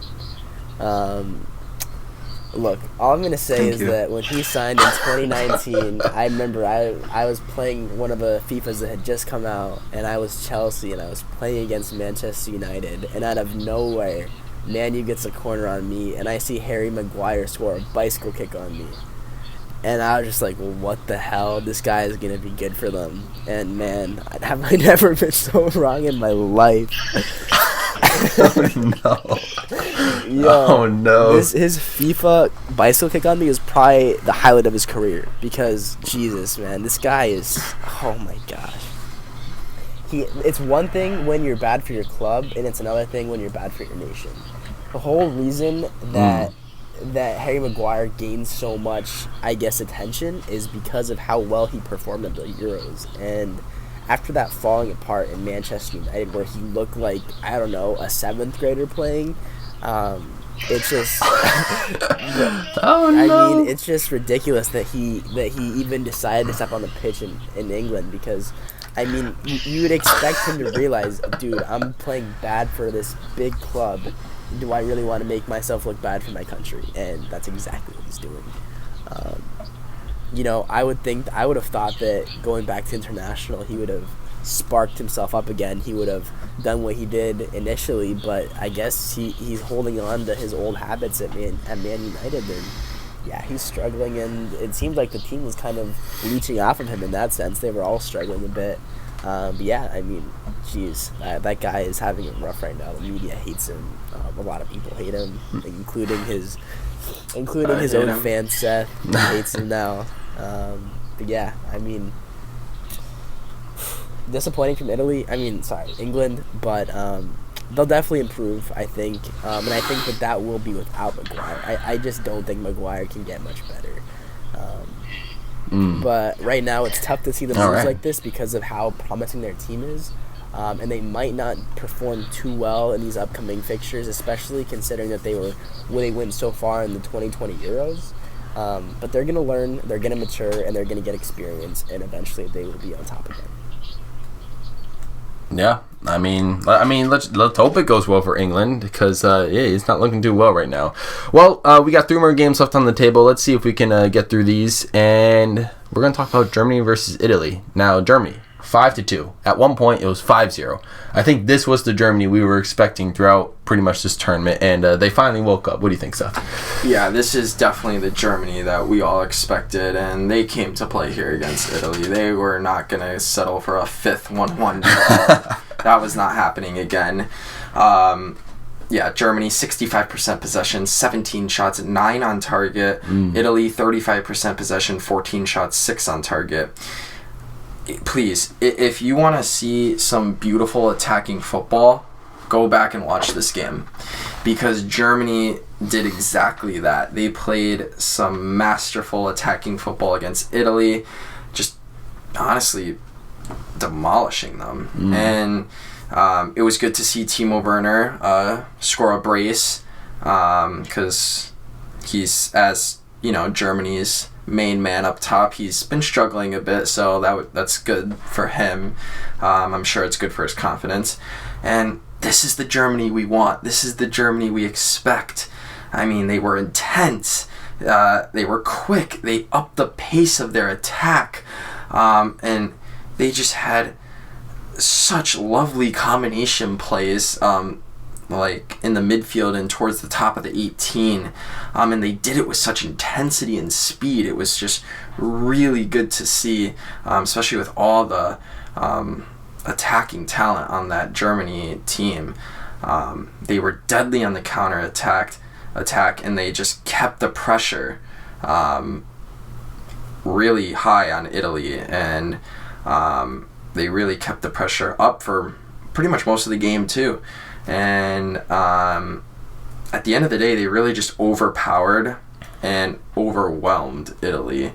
I mean, Italy was running with that experimental lineup again and more youngsters, and Germany's bigger body, more experienced veterans just really took it to these youngsters and just overwhelmed them a lot. And they really were able to get numbers in front of the ball, which really just didn't spell anything good for Italy's backline or defense. Nope. It caused a lot of scrambling and trouble back there. I mean, with the likes of Sane and Hoffman even, who's looked good for them, Kimmich, and of course Thomas Muller. I mean, this dude doesn't even seem to age. This dude's literally everywhere on the pitch, and he's doing everything for Germany. Like, these guys are making big plays, delivering good balls into the box, combining well, and this is the Germany we expected from the beginning of the Nations League, and it seemed like it all finally just clicked for them, so really good to see. And just one thing on Italy, I mean, they look livelier in the second half of this game. They created some good chances for themselves, but truly failed to find the back of the net. I mean, this 5-2 stat line is a little skewed because their 2 goals came pretty late, and they were really just consolation goals. I mean, this should have been like a 5-0 win for Germany, or like a 7-2 win. Like, Germany should have won by 4 or 5 goals here. Like, they definitely could have won more by 3. So the scoreline's a little skewed there, but yeah, this is the Germany we expected. Really good to see them back to their form, and yeah, they look dangerous. Yeah. I mean, yeah, makes sense to me. Germany put on a clinic against Italy, and a great way to go out of this June window, and then with a 5-2 victory over Italy. Simone, how do you think both teams must be feeling right now at leaving this June window? Germany with the World Cup to be looking forward to, just absolutely showing what they're supposed to be doing, remnants of their 2014 World Cup champion self, and Italy with kind of an uncertain future, like tournament wise, still gets 2 goals late, makes the score a little bit more respectful. But what do you think the future looks like for both these teams right now after seeing this game? This is the Germany I think we're all expecting to see. It's giving me flashbacks of that Germany-Brazil game. Yeah. Completely decimated them 7-1. It was an insane performance from Germany, and this is exactly what you'd expect from them, especially with the quality of their players. Especially with Timo Werner. It was great to see the Chelsea man scored 2 goals in 2 minutes. It was fantastic, and the first goal was just an insane run. It was a crazy ball in, and Timo flew. He literally flew in midair to catch that and score it. But the goal in the 69th minute, that's where I kind of want to analyze it a little bit. He was just walking, and he got the ball, and he scored, and he was onside because of the Italian defender. And that's the issue with Italy right now. Like Seth mentioned, they're running a super young squad, and you can really see their lack of experience with this defender keeping him on by a mile. They were so far. The defender was so far off his line, and it was ridiculous that. Obviously, I love to see Timo Werner score, but it was ridiculous that he was onside. Like, if anything, that should have been the one where he's offside, because he gets called offside quite a bit. That's just how he is. But that one was ridiculous. He was yards away from the other defenders. And, man, yeah, Italy struggled. And, yeah, I saw Germany up 5-0, and at the beginning, Neuer was stopping quite a few shots. And then, obviously, Italy was able to put in 2, which was... like Seth said, consolation goals, but at the same time, it was kind of because Germany was like, yeah, we destroyed them 5-0, like, it's time, like, we don't need to try as hard, and that's kind of how it felt. Like, they weren't putting as much pressure. They knew that the game was won. They weren't pressuring themselves to, give it their all like they probably would have if the game was closer. So yeah, those 2 goals from Italy don't really mean too much to me. It's still good that they scored them, just for confidence reasons, I guess. But yeah, damn, like, there was just an incredible performance from Germany, and you just see this super strong German team, which we really haven't seen a lot, especially in that 1-1 draw from before, which I guess Italy was kind of expecting. They were kind of expecting to go against that team that they drew against earlier.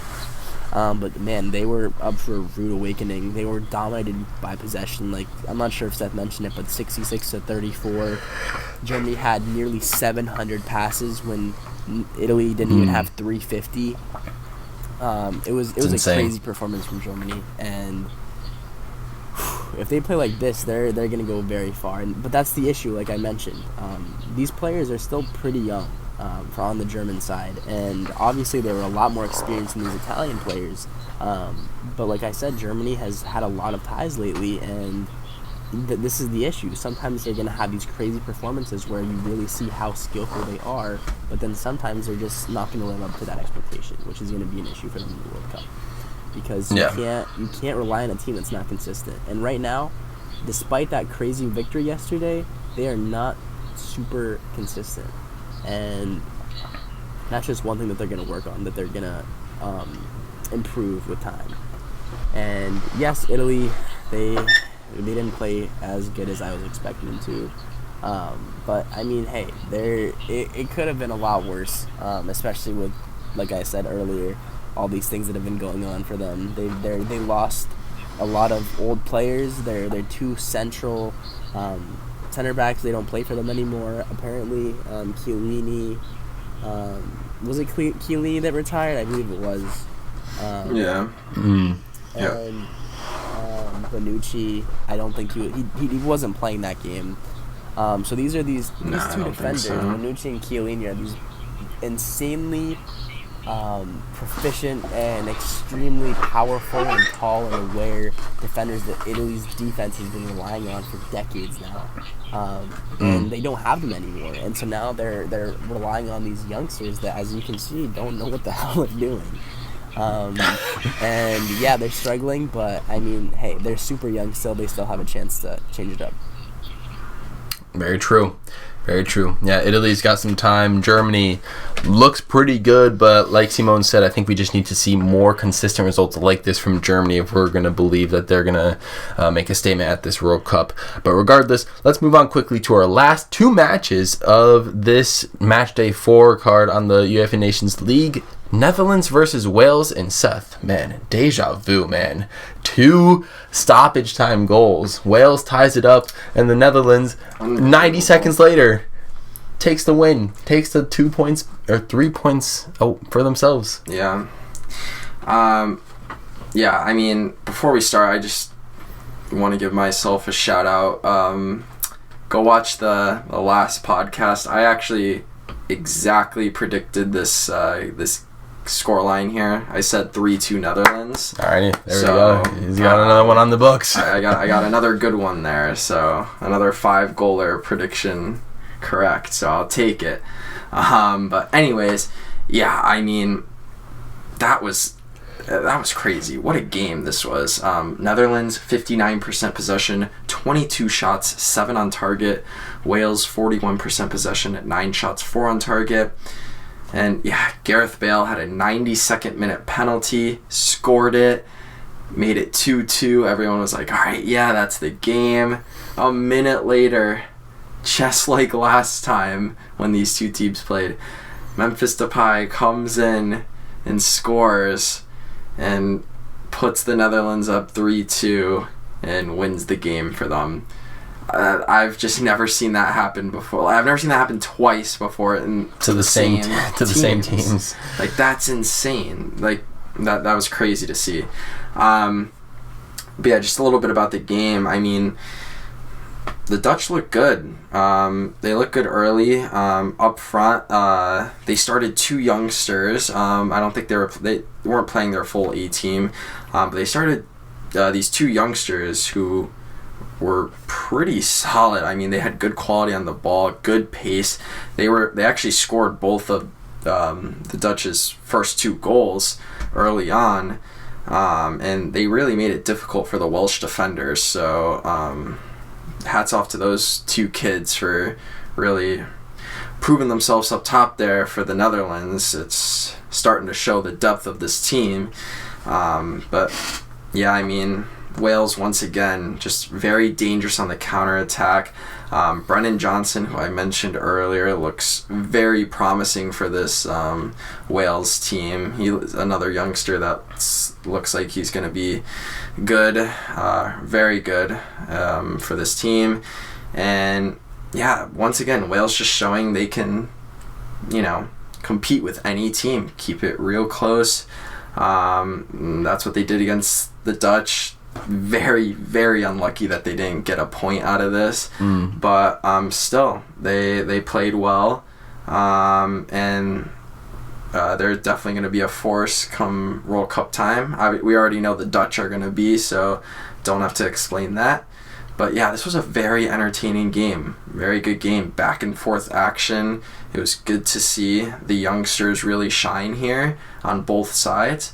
And I just last thing I want to say here is, man, the Dutch, they have just proven that the game isn't over until the game is over. Yeah. Like they are crazy with these last minute goals. Like, they push you hard to get these goals. So, but that's good. That's what we want to see out of teams. So, good for the Netherlands for that. Kudos to the Dutch. Holy cow, what a game. And Simone, I'm gonna be honest. I don't think you predicted the game exactly like Seth did. I don't think you just have that prediction power. But I mean, you gotta step up your prediction game, my guy. But anyways, Netherlands versus Wales, dude. Like, I mean, what did you think about this game? 2 goals again. What is it about the Netherlands that just keeps scoring game winners late in stoppage time? Like, what is it, my guy? Yeah, I don't know. These guys are insane. There's not much else to add. To what Seth said, but a few things that I did want to mention is that Noah Lang from the Netherlands is an insane player. His goal was crazy. He completely lost the 2 defenders that were marking him and scored a banger. And he's only 22. This kid is crazy. I haven't heard much of him in the past. Youngsters, but man. That one goal automatically put him on my board because it was an insane run. It was an insane goal. And after that, it was a heroic comeback from Wales to tie the game 2-2. And despite not controlling the game, only with 40% possession, I believe, and obviously that's as much as you're gonna get against the Netherlands. It was a heroic effort.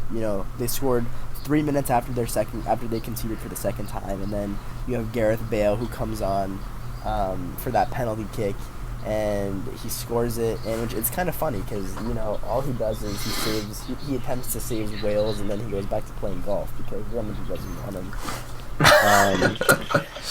But damn, it's heartbreaking, especially for Wales to lose to the Netherlands twice like this. After they scored 2 goals in the 90th minute, or a goal in each game in the 90th minute, for the Netherlands to score a goal a minute or 2 later just to win the game, just to steal it from them just like that. And it's heartbreaking for Wales. And I mean, they know how difficult, they know how hard it is because, geez, like, you think you score the game tie, in the last minute, you're like, yes, you're already celebrating, you're shouting at your fans, your emotions are through the roof, and then a minute later you see the team completely run through your defense and have the ball at the back of your net, and it's heartbreaking for them. They fought really hard. Wales is a very good team, especially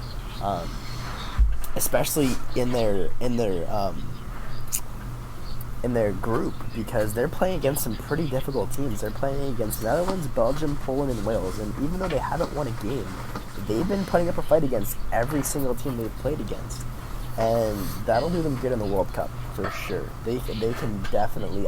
I mean, at this stage, if you're having current Wales play against current England, Wales is coming up on top, and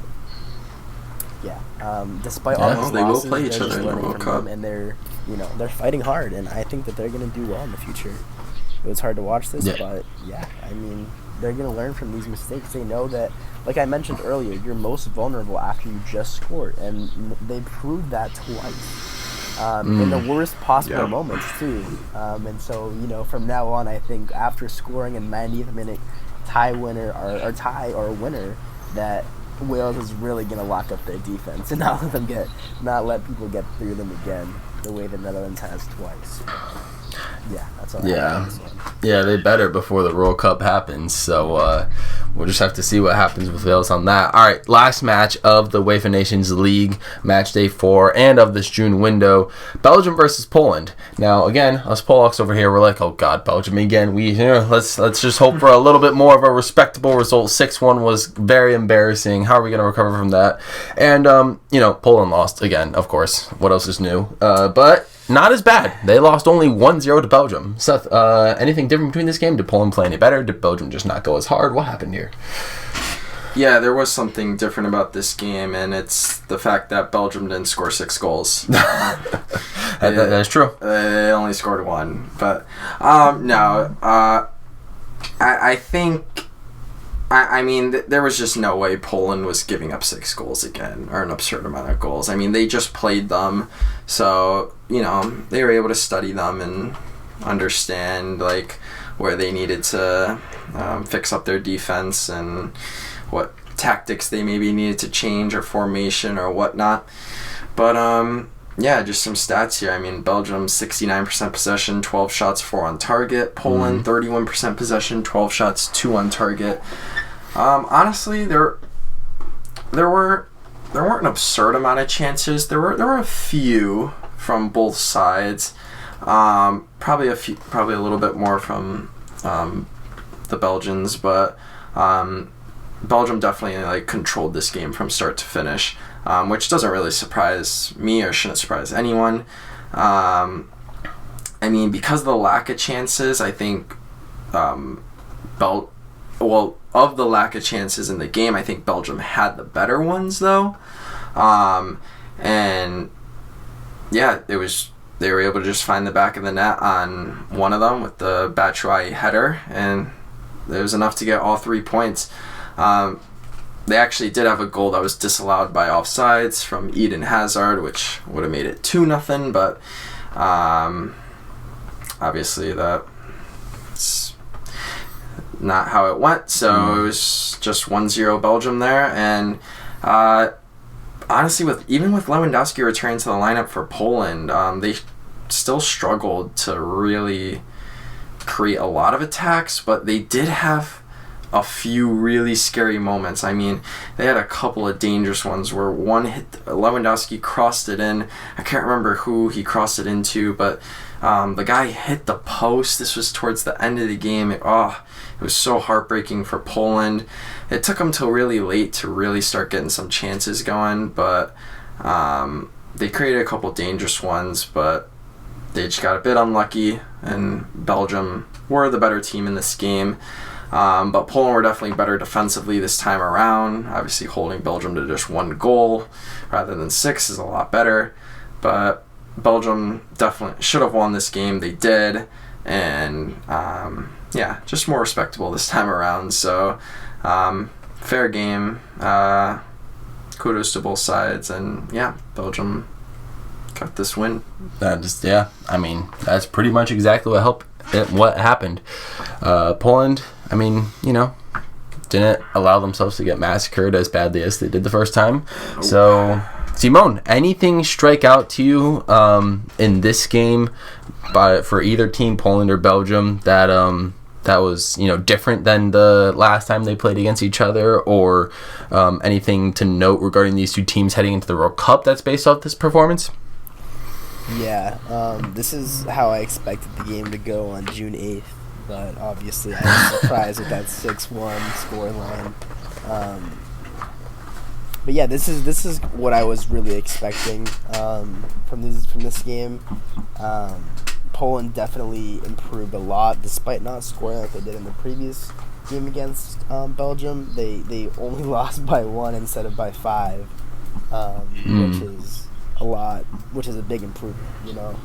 I'd rather lose 1-0 than 6-1, even though you score a goal. So a lot of improvement from from Poland. And to be fair, Poland did have, I think, the exact number of shots as Belgium. I believe it was 12. Belgium did deserve the win. They were insane. I love Michy Batshuayi. It took me like 5 years to learn his name, despite him being on on Chelsea's team. He was never an outstanding striker for us, but he was always, he was decent. He was a very he's a very good striker. He's nothing, overly special like Didier Drogba. It took me so long to learn how to pronounce his name, and it was nice to see him score. I was hoping that Hazard scored that, because sometimes that's all you need, a goal just to bring your form back, despite him being out of form for so long. Poland had quite a few chances as well. There was one miss in, I believe, around the 30th minute, where he just puts it wide of the goal. It's on the ground, and Poland loses this great opportunity. And again, like Seth said at the very end, where that header hits the post, it was harsh for Poland. They could have easily pulled out a draw in this game. They played a lot better. Obviously, they were dominated in possession-wise, 70-30 almost. But they were definitely a lot stronger, creating a lot more chances for themselves in this game, and definitely stopping a lot more of those Belgium attacks.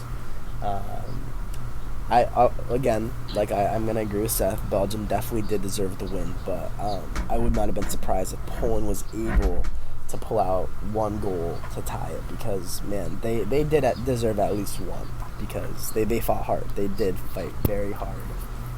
And that's good. It's good because they're improving, and it can only mean good things to come. Right.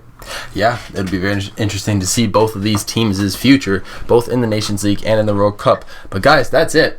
That is all of the UEFA Nations League matches for the moment. Now, as you guys can see, I have the tables for both League A's all 4 groups and League B's 4 groups, because the winners of League B, of each group in League B, will get promoted to League A, whereas the last place finishers in League A's groups will be, demoted or relegated to League B. So what I want to do with both of you guys actually is, we talked about all these games already and all these teams extensively this podcast already, so no need to really talk about them super in depth anymore. But what I want to do is just do a mini game where I give each of you 90 seconds to just give your take on all of League A, who you think is going to come out on top in the last 2 match days, who you think is going to get relegated, and any other points you want to bring up in the 90 seconds you have.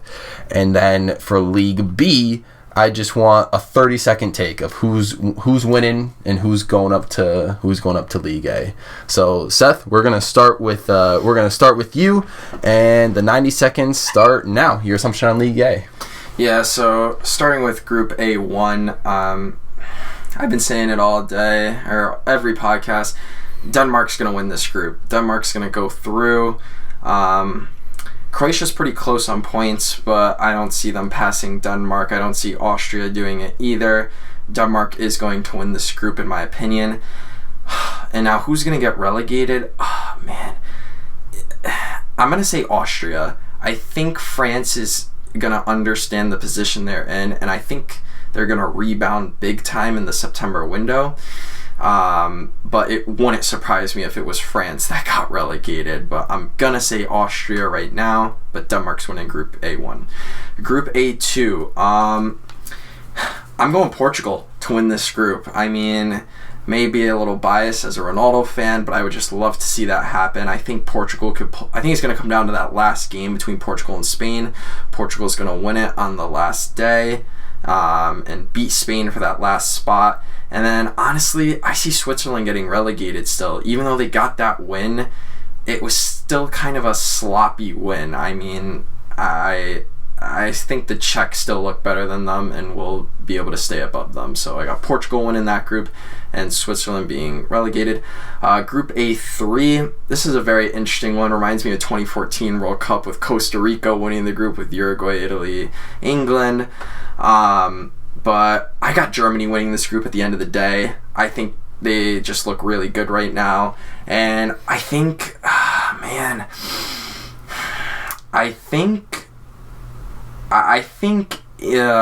don't know. Italy or England will lose this group. I don't think Hungary will. Hungary's in a good spot.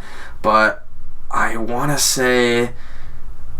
I'm going to say England are going to lose this group, but it wouldn't be surprising if Italy somehow fell apart if they continue to do experimental squads, but it's going to be close, so we'll see.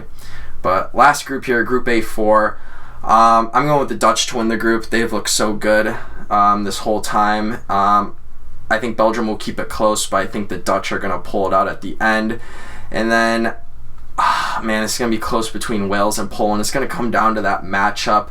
But I think it's gonna be Wales that gets relegated, unfortunately, just because of Poland getting that first matchup win. I think Poland will understand the position they're in when they play again. It's gonna be close, but I could see either team, just like Italy or England. But I'm gonna say Wales this time around. So, yeah. Denmark, Portugal, Germany, and Netherlands will be your final 4. All right, there you go. All right, 30 seconds for all of Group B. Who's winning each group and who's getting promoted? Go ahead. Yeah, so who's going to get promoted here? Group B1, Ukraine is my pick. In Group B2, I've got Iceland. I'm going to say Iceland's going to come back and pull it out. In Group B3, I've got Bosnia and Herzegovina. very good team. I think they'll keep up first place. And in Group B4, this is close because Serbia is a good team, and I think they can make it interesting. But as long as Erling Haaland is playing and stays healthy, I say Norway continues their winning ways and gets promoted. All right, that's what we like to hear, and be very interesting to see how the next Nations Leagues Groups A and B, or Leagues A and B, look. All right, Simone, it is now your turn. So 90 seconds on the clock for you to predict who's going to win each group in League A, who's going to get relegated from League A in each group, and any other points you want to bring up within those 90 seconds, and then 30 seconds to predict your winners to get promoted from Group B, or League B, to League A. Your 90 seconds for League A starts now, my guy. All right. Well, for Group A1, like Seth said, I think Denmark is going to be seeing this one all the way through. They look very solid right now. And Croatia, I feel like they're going to get close, but they're not going to be able to pass them. And again, with Austria and France, it's going to be close because France is only, despite having not a single win on the board for them, they're only 2 points behind Austria. So literally with one win for France and one loss for Austria, they're past them. But I'm going to stick with the World Cup curse. I've been talking about it a lot recently, and I'm going to say that France is going to be the one to get relegated because of the World Cup curse. For Group A2, I'm going to have, this is tough because Spain and Portugal are very close at the moment. But I'm going to go with Seth again. I'm also a Cristiano Ronaldo fan, so I'm going to have Portugal going on top of this one. All right. Narrowly beating Spain only because the sole purpose is because of Spain's defense. I think they're going to have a crazy slip-up, which is going to allow Portugal to sneak past them with the points. I don't see the Czech Republic giving up their third place area, so I think Switzerland is going to be the one to go down. Next, for A3, right now Hungary is at the top, and it's, honestly, I feel a bit of luck, a bit of skill as well, but they're in a crazy, like Seth mentioned, a crazy group. If this was the World Cup, it would most definitely be known as the group of death. You have Germany, Italy, and England. But right now, Italy and England are struggling so much. And they're playing all their youngsters. And the thing is like I said, that all that leads to is inconsistency. So as much as I want to say Hungary's going to be at the top, I think Germany will pass them, especially with their recent form. I do want to see a lot more consistency from them, so if Germany can step up to the plate and play the way that they did against Italy recently, then Germany is definitely going to pass them. Otherwise, Hungary might just be able to keep the top. And then I think that England is going to be the team to go down. Obviously, it could be either Italy or England. They're both struggling quite a bit right now. But yeah, just that performance against Hungary alone. I know Italy didn't do too well against Germany, but Germany's Germany, Hungary's Hungary. They're two different teams, but man, England got absolutely destroyed by Hungary. They look clueless. Their defense was terrible, and not that Italy is any different. I just think that Italy has a better chance of staying in it than England. For Group A4, the Netherlands are crazy good right now. It's going to be very hard to pass them. Belgium is going to put in an effort, but we saw what they did to them in the very first game. Netherlands destroyed Belgium. And as much as I want to see Wales go through, and as much as I want to see Poland go through, they both can't. Or at least stay in their group, One is definitely going to get relegated, and it's going to suck for Wales, but it's going to be them because they're not going to be able to beat Poland, I don't think. I think Poland is just a tad bit better, and they're going to be able to hold their own. I'm not gonna write Wales out yet because they could pull the upset. Like I said, they're a team that can easily upset another team, but so is Poland. So I'm going to have Poland staying in the group and Wales getting eliminated. Alrighty. There you go. I'm going to get you right going onto League B. Who do you think is going to advance and get promoted to League A? 30 seconds starts now, my guy. Yeah, for B1, I think Armenia is definitely not going to go up. I think it's going to definitely be Ukraine going up, which is kind of funny. Ukraine going up and Wales going down, despite Ukraine having lost to them. But anyways, for the next one, I think Israel is going to go through. I think they're just going to be able to hold on to their lead, even though it's not a big one. There's Russia and Albania are kind of rough right now, so I think Israel is going to be able to run away with it. For Group B3, I think that Montenegro is actually going to be the team to go through. They're only down by 1 point, and I think they will be able to pull up a little upset and pass them and steal first place. They do have a better goal differential as well. And for the last one, Norway is looking extremely strong, but I'm going to go for Serbia just because Erling Haaland is one of the most... He's a very good player, but everyone wants him to do good, and I'm just going to say Serbia is going to get the better of him. Alrighty, so there we go. Very similar picks for League A's winners and relegators, but a little quite different picks for League B. So we'll see whose predictions are actually right. All right, guys, that is it for Nations League for the next 2 months or so. That is actually insane, at least for UEFA. Next, we're gonna move on. Just some quick stuff about CONCACAF Nations League. Gonna talk about the table real quick. Your current league leaders or your group leaders are Jamaica's leading Group A1 with 5 points. Panama is on top of A2 with 7 points. Honduras, surprisingly, is leading Canada in Group A3, 6 points to Canada's 3 points. And in A4, El Salvador is on top of that with 5 points. The USA right behind with 4 points. Same with the Mexico right behind Jamaica with 4 points. And Costa Rica is also in second place behind Panama with 3 points compared to Panama's 7. The only difference is that the first place teams have played 3 out of 4 games, and the second place teams, Mexico, Costa Rica, Canada, and the US, ironically, all 4 World Cup CONCACAF teams, they have only played 2 of their 4 Nations League games, so there is still time for those teams to catch up in terms of points.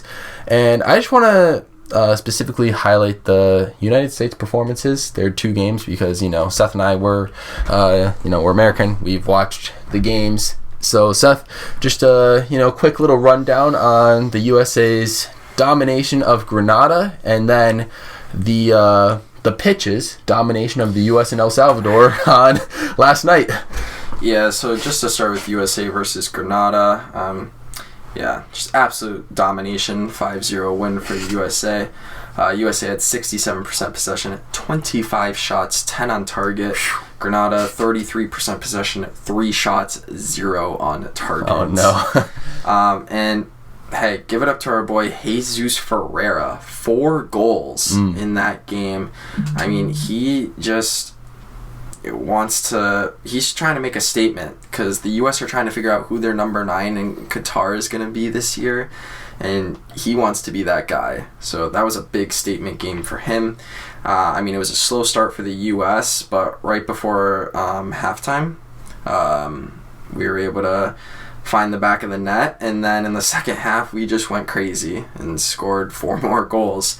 And it was really good to see for the U.S. It was a comfortable win. They looked good. It was especially good to see because they made 9 changes from the Uruguay friendly, and we've seen in the UEFA Nations League by making so many changes how much that has backfired for a lot of teams. But obviously, this is a lesser opponent, so didn't quite really backfire this time for us. But yeah, it was good to see we could do that, get a good win like that without Christian Pulisic or Tyler Adams or Yunus Musa. So yeah, that was good to see. And then USA El Salvador. That's a game. This one ended 1-1, but this was crazy. USA 64% possession, 10 shots, 6 on target. El Salvador 36% possession, 5 shots, 1 on target, and that was their 1 goal. It was probably the weirdest goal I've ever seen. Yeah. I mean, none of us expected that to go in. The angle it went in at, and Ethan Horvath just kind of freezing there. It was very odd. It was very, very odd. But yeah, very scrappy game. Constant rain. Bad field. Extremely slippery and muddy.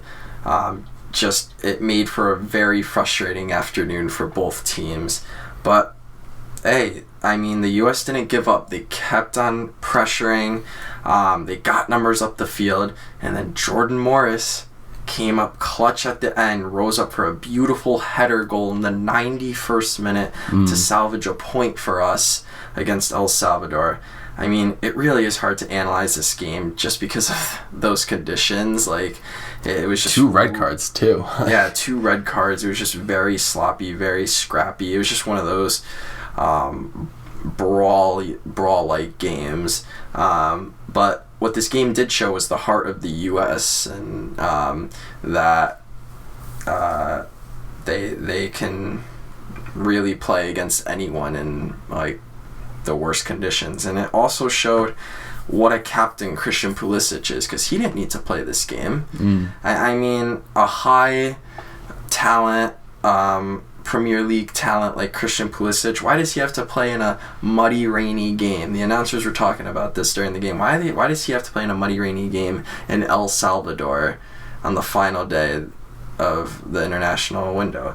Well, he did it because he wants to show his team and prove to everyone that he doesn't need any special treatment, and that he is, he wants to lead by example. He wants to show his teammates and his fans that even he can, play in any game, no matter how scrappy it might be. And I thought that was really good to see him step up and do that as a leader for the U.S. national team. Yeah. Very crazy games indeed. And even though the U.S. is 1 point behind on the rankings against El Salvador, like I mentioned already, we have played one less game than those other 2 teams in our group. And so the next Nations League window will be in March for CONCACAF. The USA will play Grenada first at Grenada, and then they will be home against El Salvador. So as long as we can, get points, honestly, from both of those games, then we're looking pretty. We're going to get out of the group and into the semifinals. But Simone, let's hand it over to you. I don't know if you got a chance to see any of the United States games, but was there anything about either of those games that looked interesting to you? I know the Grenada game is just a kind of more of a mismatch, but the USA El Salvador game is definitely a more intriguing matchup, simply based on the field conditions and what both teams had to go through, just red cards and constant, almost fighting in a way. So if you got a chance to check any of them out, what did you think of the USA's performance and their opponents? Yeah, I mean, Grenada was not much of a challenge. They didn't even have a single shot on target. The United States completely dominated them, but it was an insane performance from Jesus Pereira. He's an insane player, and yeah, I would definitely want him as a forward for me if I was the USA's coach. He had a great performance. I knew that he scored a hat trick. I didn't realize that he scored the last goal as well. And so that was surprising to see. 4 of the 5. But yeah, he's a crazy player, and man, he was getting into some dangerous positions. And I mean, yeah, it worked out for him. It was a great performance. But I mean, to be fair, it wasn't that difficult of an opponent. But with El Salvador on the other hand, that goal from Alexander Larin was so weird. Like Seth said, Ethan Horvath it looked like it completely I don't know what it was. It's just his brain farted or something, because he didn't even move for it. Like, did he think he was going out? Or I've never seen that kind of a shot freeze a goalkeeper like that. It's one thing if it's like a freaking rocket from Roberto Carlos that like no one can even see because it's going the speed of light. But that was just a weird shot, and the keeper just stood still. So that was kind of questionable from Horvath. I'm definitely more inclined to have Matt Turner as my keeper, but it was good to have get that experience. Make sure that we don't want Horvath, because that was just insanity. Right. And then, anyways, the 2 red cards were also pretty interesting. It got really tense. Everyone was aggressive. The field, the conditions were actually terrible. That was an ugly field. It was muddy. It seemed like there was like little holes in it. Little areas where the field was uneven. It was a weird field, and you would have thought that it would have been a little bit better maintained for this level of football. But that Jordan Morris goal at the end, it just sealed the deal. It showed that the United States is different than the past, that now we're not going to give up. I'm not the biggest USA fan. Obviously, I'm from here. It's my team. I'll represent it. But obviously, I do like to watch other teams play a little bit more just because of the past. But now I think the United States is coming back onto my radar because these guys are showing that they have heart. They're kind of taking Mexico's place in a way because Mexico is struggling a lot recently.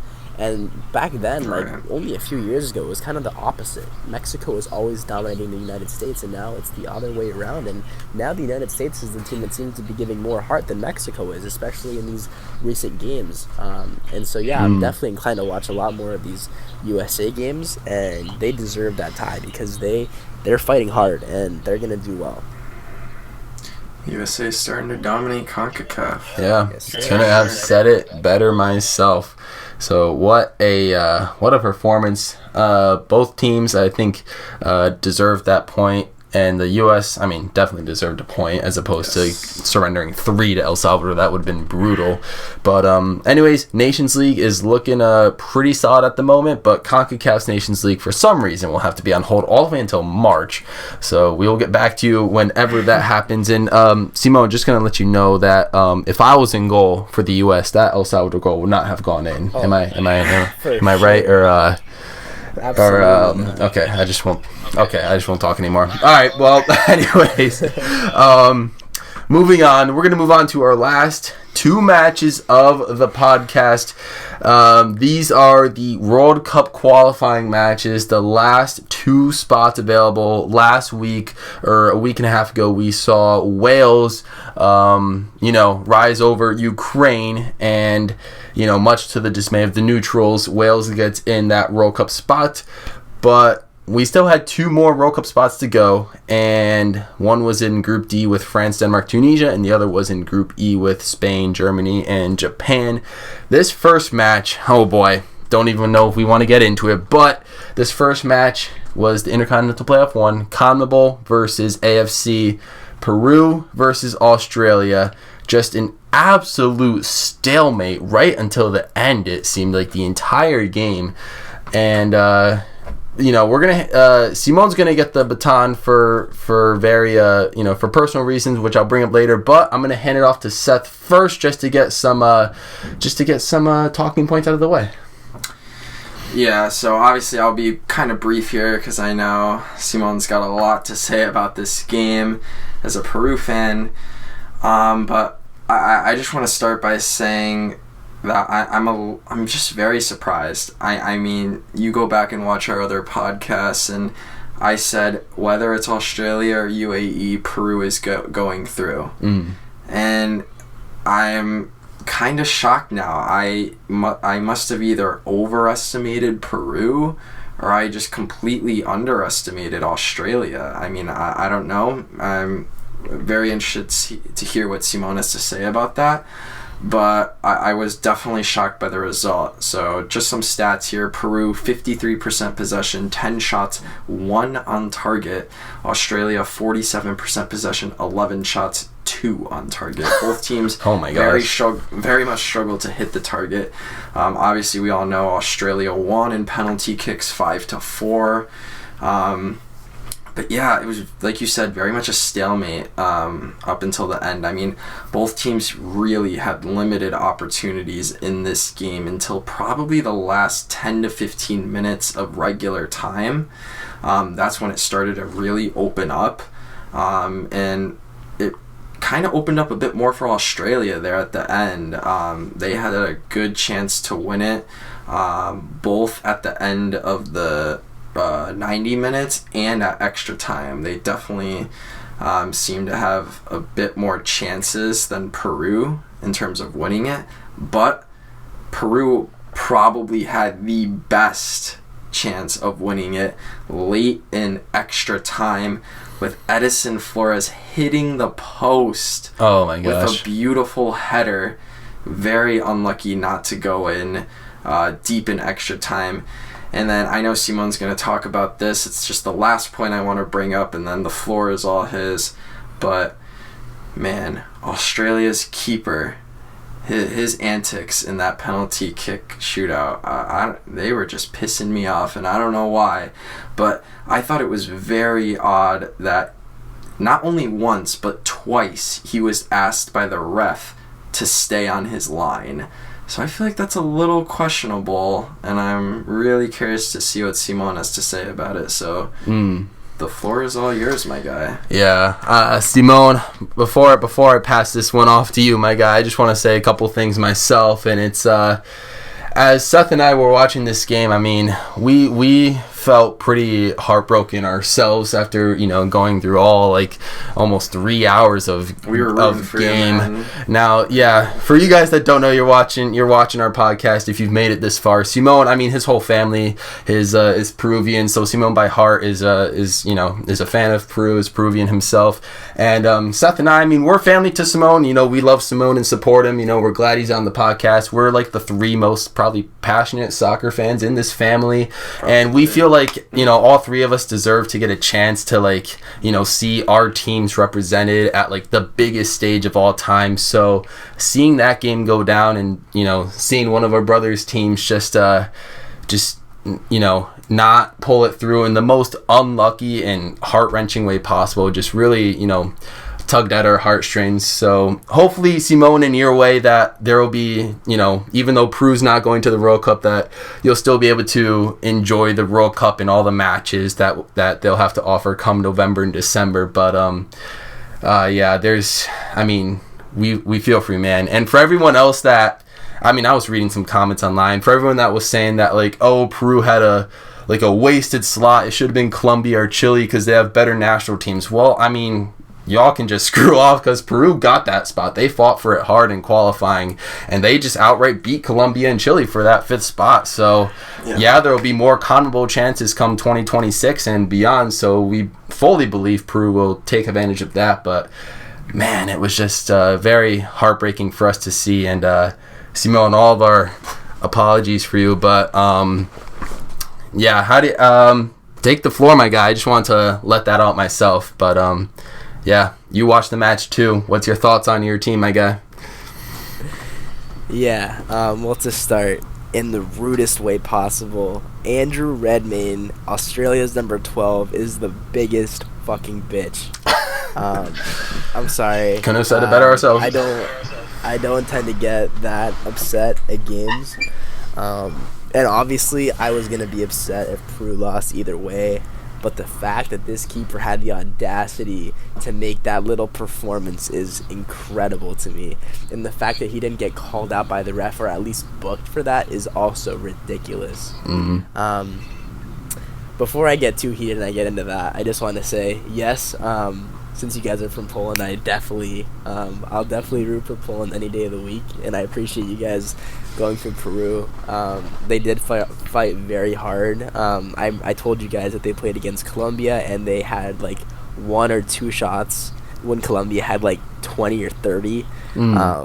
And we barely beat them 1-0. But that's what stole us that World Cup qualifying spot, and it's just heartbreaking to see us lose it to Australia, because after beating Colombia and Chile, 2 teams that are 100% better than Australia, after beating them, I would think that we could have easily made it, but as you can see, I was wrong. But yeah, I'm gonna start in the chronological order. Yes, Chile and Colombia on paper and in the past have definitely done better in World Cups and in national level games than Peru. But to be fair, Peru also did a very good job in the Copa America as they reached the finals against Brazil just a few years ago. They've played some pretty good teams in Latin America and South America, and they've beaten them. And that's what I said. That's why I said when Peru plays Australia, it's gonna be It's difficult to predict this match because they're either gonna be on their A game or they're gonna be way off, and they were way off. If you saw the way that they played against Colombia, they weren't anything spectacular. They were letting Colombia dominate the possession, but that's what I said. That's how teams that are smaller and less control they can't control the game the same way as other big teams play in order to win. They play on the counterattack, and in this game, it was a lot different because Australia is nowhere near as good as these other Latin American giants, like Colombia or Chile. And yeah, this was a heartbreaking game. I really thought Peru could have won it, and after the first 20 minutes, I realized that there was an issue. The thing is with Peru, like I said, they're either going to play the most beautiful football you've ever seen, the way they played against Brazil in the final of the Copa America that they ended up losing, but they were playing it like I've never seen before. They had some crazy passes, some crazy possession stats, and some crazy vision, honestly. And that was nowhere to be seen in this game. They were not creative at all. It seemed like these guys just gave up. So obviously, all props to Australia. Congrats on winning. You guys deserved it because Peru was not at their best. If Peru was at their best, they would have 100% won that. But they were struggling. And the reason because of this is because Australia played against the United Arab Emirates, and they knew how to play as a team because they had just played as a team together. Peru hasn't played at a national level in a few months. So they were very rusty, and to go into this game, it seemed like their players weren't attending their practices because they seemed rusty and they were sloppy. And obviously they had quite a few chances, and it was sad that they couldn't finish them, but that's what happens when you don't give it your all, and that's what it felt like they were doing. It felt like the thing is, Peru hasn't qualified for a World Cup in a very long time until the 2018 World Cup when they first qualified, and I believe it was around 20 years, maybe more. And, I was excited because I thought that, hey, we're going to do it 2 World Cups in a row. And I guess that they got that in their head, too. They thought Australia was going to be an easy team, and they were more wrong than ever because it wasn't an easy team. And Australia is not an easy team by any means, but we should have 100% had that. It was just ridiculous. The boys were not giving it their all. They were struggling, they were sloppy, and they were slow. And yes, Edison Flores had that crazy chance that almost won us the game, but it just wasn't enough. And in penalties, that's the worst thing to go to, especially if it's one of your teams. If it's one of your teams and you go into penalties, you're like, Jesus Christ, this is either going to be an amazing victory and I'm going to, almost cry to death because of how intense the situation is, or I'm going to cry to death because I just lost this game.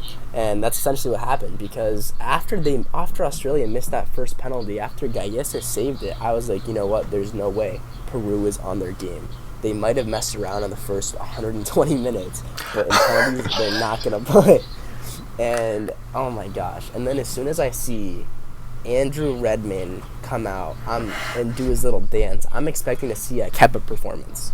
Which, what I mean by that is you come on as a substitution goalkeeper in the 120th minute and you don't make a single save in penalty shootouts, which is what he did. And pull a Kepa. That's almost exactly what Redmayne did, except he saved the goal at the very end, which was also very difficult to watch. But he was just dancing and making these super weird faces at the players, and I just have to call him out for sportsmanship. Like, dude, what are you doing? You look so weird.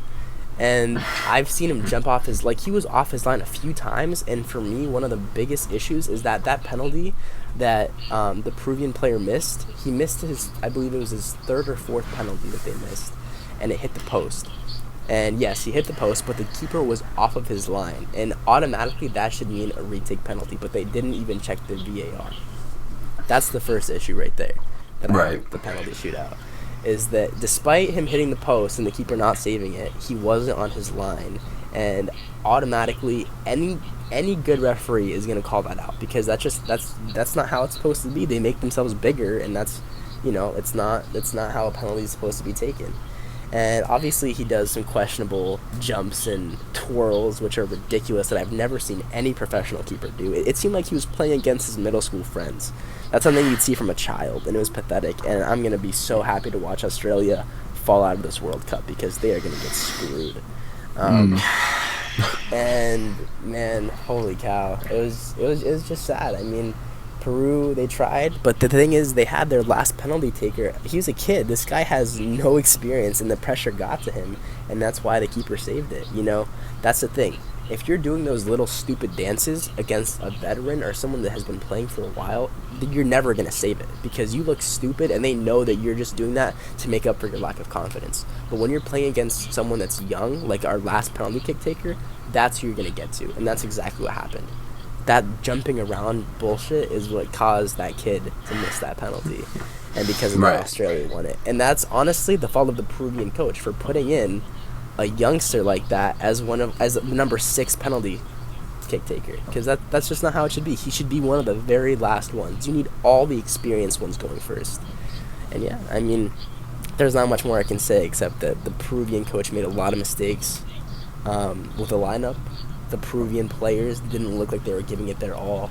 And last but not least, Andrew Redmond is a bitch. Yeah, that's you poured your heart and soul into that one. Oh man, dude, we completely feel for you. It's kind of crazy because like all we want, honestly, is just like for a World Cup where the USA and Peru and, hopefully Poland as well are like all together in the World Cup. But like since like, I don't know, 2010, 2014, like a while ago, like that just hasn't happened since we've started watching soccer. So one day I think that day will come where all of our teams will get to be represented in the World Cup. One more question to ask you about Peru though, like is there, even though they lost this game in like, in penalties, which honestly, when it comes to penalties, it's like either team, it's like just 50-50, like fully luck whether who goes through. So it's not like Australia deserved it over Peru. It's just, that's just the way it happens, the way the cookie crumbles. But even though your team lost, is there optimism for the Peru national team? Do they have youngsters that are on the come up that look good? Do you think is there good chances for them in future tournaments, like future Copa Americas or future World Cups? You think they'll start like a run to get like qualified or even like make a few runs in these? Like, is there anything to look forward to with this Peruvian national team? Yeah, so there's a few young players that are making a little come up, but the thing is that most of these players are just average. I can't remember his name at the top of my head, but we have quite a few players that are in their mid-20s that are still decent. They're going to be good for us for the next few years. But the thing is, the players that we've been relying on the most are the most, I guess you'd say, average players. Like Christian Cueva. He's one of our wingers. He's one of the guys that scores our goals. And the thing is that he'll score a goal for you when you least expect it, but then when you need him most, he won't be there. I think that with the World Cup in 2026 being a bigger tournament, I think that Peru will definitely be able to reach that because we're by far not the worst team in South America. I think we stand pretty solid in the middle, honestly. Yeah. But I mean, we're still nothing compared to those big teams, and I think that we could possibly maybe make it to the round of 16 one year. Barely, like we wouldn't even be in the first place position. We'd definitely be in second place if it were to ever happen. Right. But at the moment we just don't have the capabilities to beat these big teams. We don't have that like secret little counterattack that that Wales has or Poland has that can just completely break down a defense. And despite having not had possession the entire game, you still end up winning it. We just don't have that ability. We don't have any standout players. And all of our players are pretty average, sadly to say. They do put in effort. I'll give them that. When they want to, they will give an effort, and I did not see that in the Australia game, which is why I'm disappointed in that. But we have a few players that did, and the first one that I have to mention is Pedro Galles. He's our goalkeeper. He has to be one of our best players. He always comes out to shine, and I feel like in every penalty shootout I've seen him in, he's saved at least 1 or 2 penalties. He's a great goalkeeper, and even though he only plays for the MLS, he's fantastic. He's saving shots from very experienced players. And we used to have quite a few good forwards, but they're retiring now. They're not playing for us, and right now we're really relying on these youngsters. And like I said, they're just not ready yet. They're not like the USA youngsters. The USA youngsters, the difference between now and 10 years ago is that now in the United States you have youngsters playing all across Europe, and Peru only has probably 2 or 3 in Europe. Everyone else is mostly in the USA, in the MLS, or in Mexico or other Latin American leagues. So, we're not getting that same level of football exposure as other teams are. So right now we are struggling. But eventually, hopefully youngsters will be able to come on the rise, especially Edison Flores. He's also someone I wanted to mention. He's very young. He plays for DC United, which is where I live also. So I love this kid. He almost won it for us. He stayed calm. I'm not sure if you guys saw, but he stayed calm in that penalty. He had to score it, and he did. This kid is going to be great for us in the future.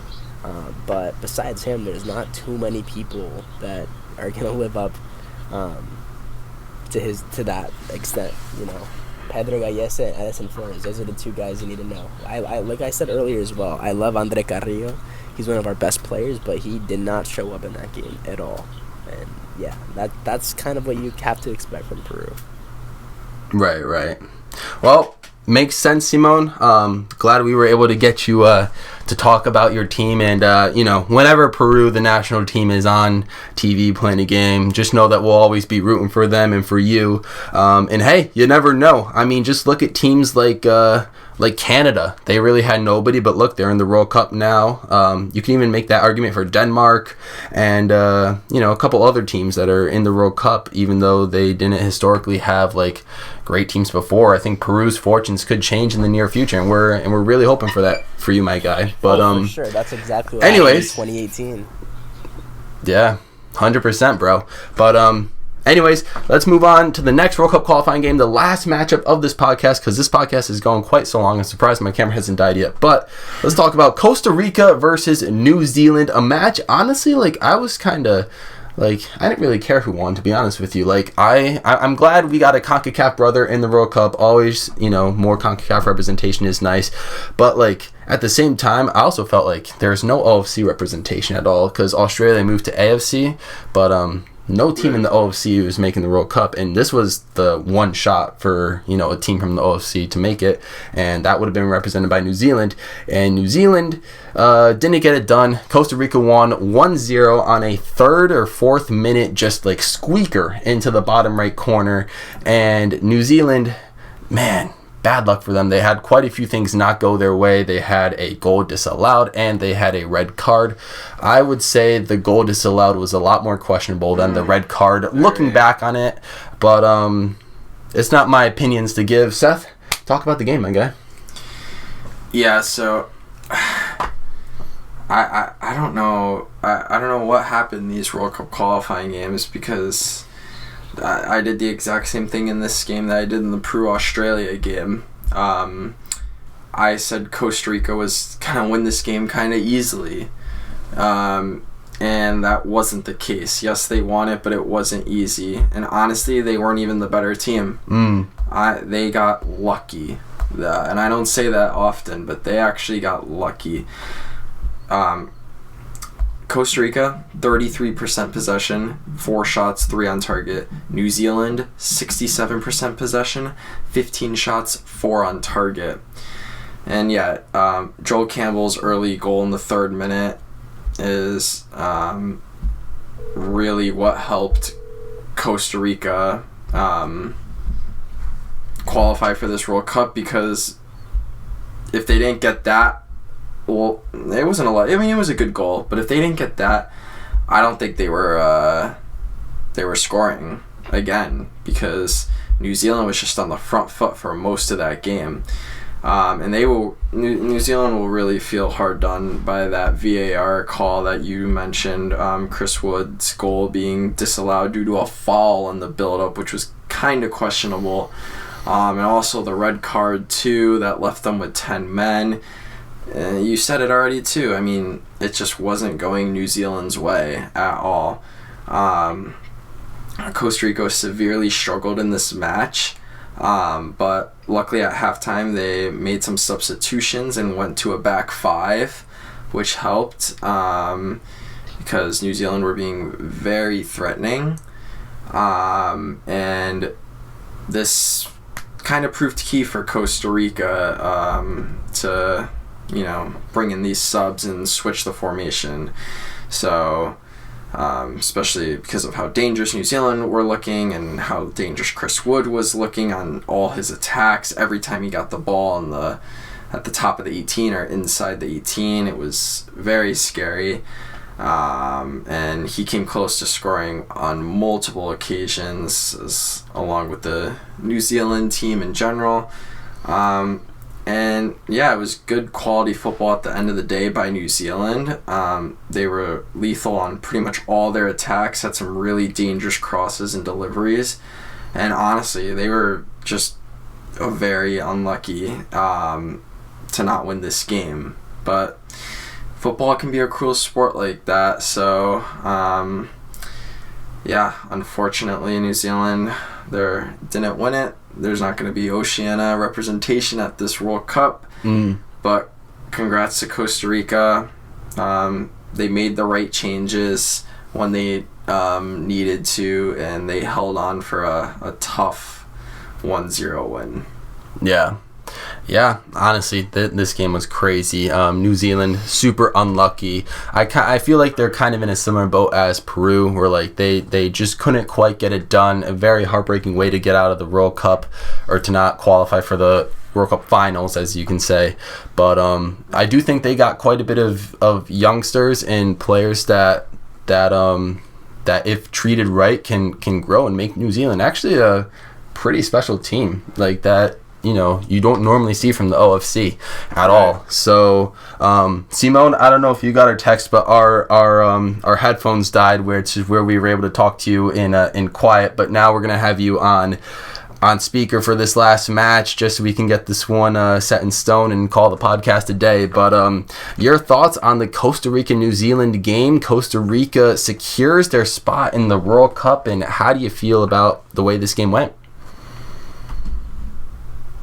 Yeah, this was a strange game to say the least. New Zealand, you could tell that they really blinded. They were putting in their hearts for this game, and it was pretty unlucky, like Seth said, for them not to win it. So they had 15 shots, with only 4 of them being on target. But I mean, they dominated possession. They had some very good passes.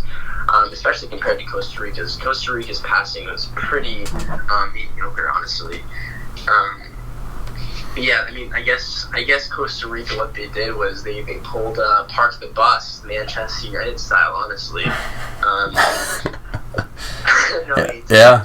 United, but I mean, they scored that goal in the 3rd minute, and then from there on, they had 4 shots, 30% possession, and they barely were moving up the field too much. It wasn't a full park the bus, but I mean, Australia dominated that, and not Australia, New Zealand dominated that, and I mean that goal that was provoked was a bit sketchy. Obviously, the guy did foul him, but I don't understand why the referee wouldn't have called that earlier. I guess it makes sense. I mean, you could see it either way, honestly. If you're a New Zealand fan, it's not fair. If you're a Costa Rica fan, it was the best decision a ref could have ever made. But, yeah, I mean, heartbreak for New Zealand. I honestly think they deserved it. But, I mean, hey, Costa Rica's a good team. Keylor Navas made some very good saves.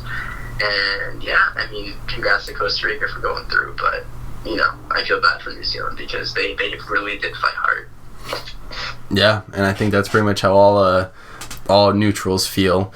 But New Zealand, tough break for them, but I'm almost certain we will see them in 2026. We'll talk about 2026 World Cup at like a later date when there's really not much soccer news. But OFC is getting one guaranteed spot for 2026. If New Zealand doesn't get that guaranteed spot, then the world isn't real anymore. But anyways. So that's pretty much it for World Cup qualifying matches. The entire World Cup field is set.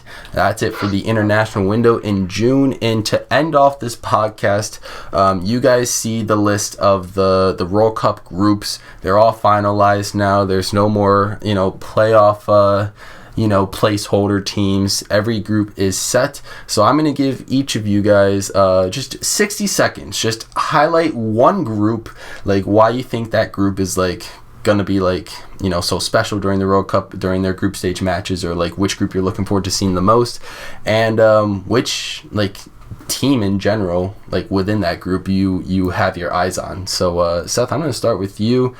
60 seconds, just which group stands out to you, which one you're going to look forward to the most, and which team stands out. Yeah, there's Man, this is a tough one. There's a couple groups here that really stand out to me, but I think one of the two most interesting groups, in my opinion, I think are Group E and Group F.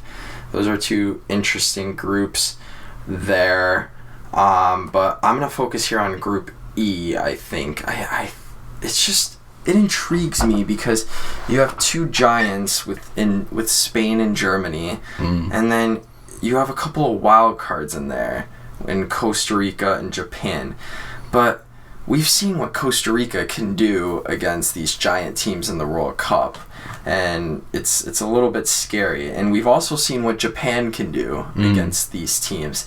So, everyone would expect Spain and Germany to go through, but I think things might get a little interesting in that group, and that might not be the case. So that one's going to be interesting for sure.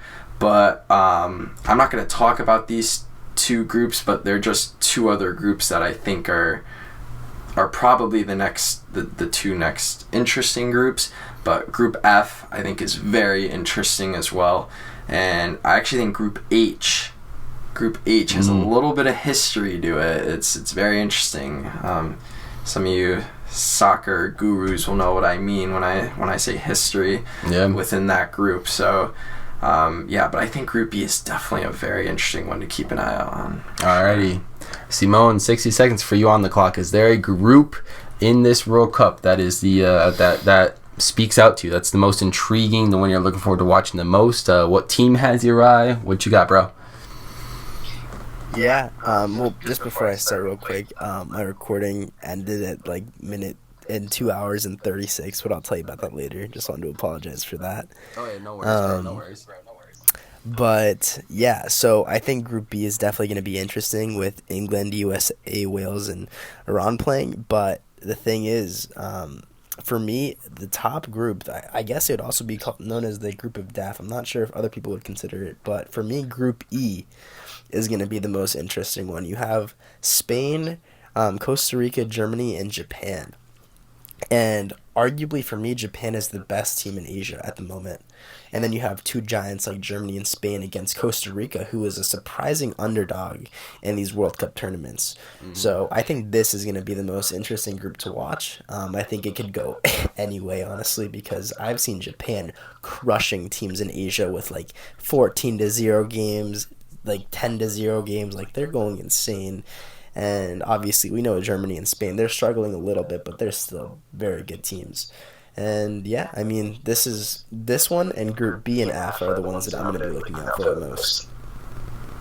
Gotcha. Yeah, I think, you and Seth, pretty much great minds think alike. You got the same groups to look out for. But, honestly, all these groups look pretty interesting. But, yeah, Group E does kind of have a special little ring to it because you just have no idea. And with, honestly, any of these groups, some of them you can tell, there's, a 99% chance Brazil gets out of Group G. Same thing with the Netherlands in Group A. You never know. But, that's just the beauty of the World Cup, and of course, once the World Cup starts, we're going to be talking about that big time.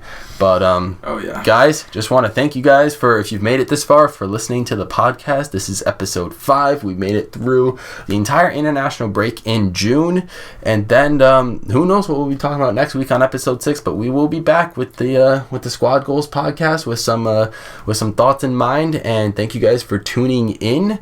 We got our stars here, Seth and Simone. I'm your host, Gabe Alurziak, and we'll see you next time on Squad Goals. Peace. Peace. Peace.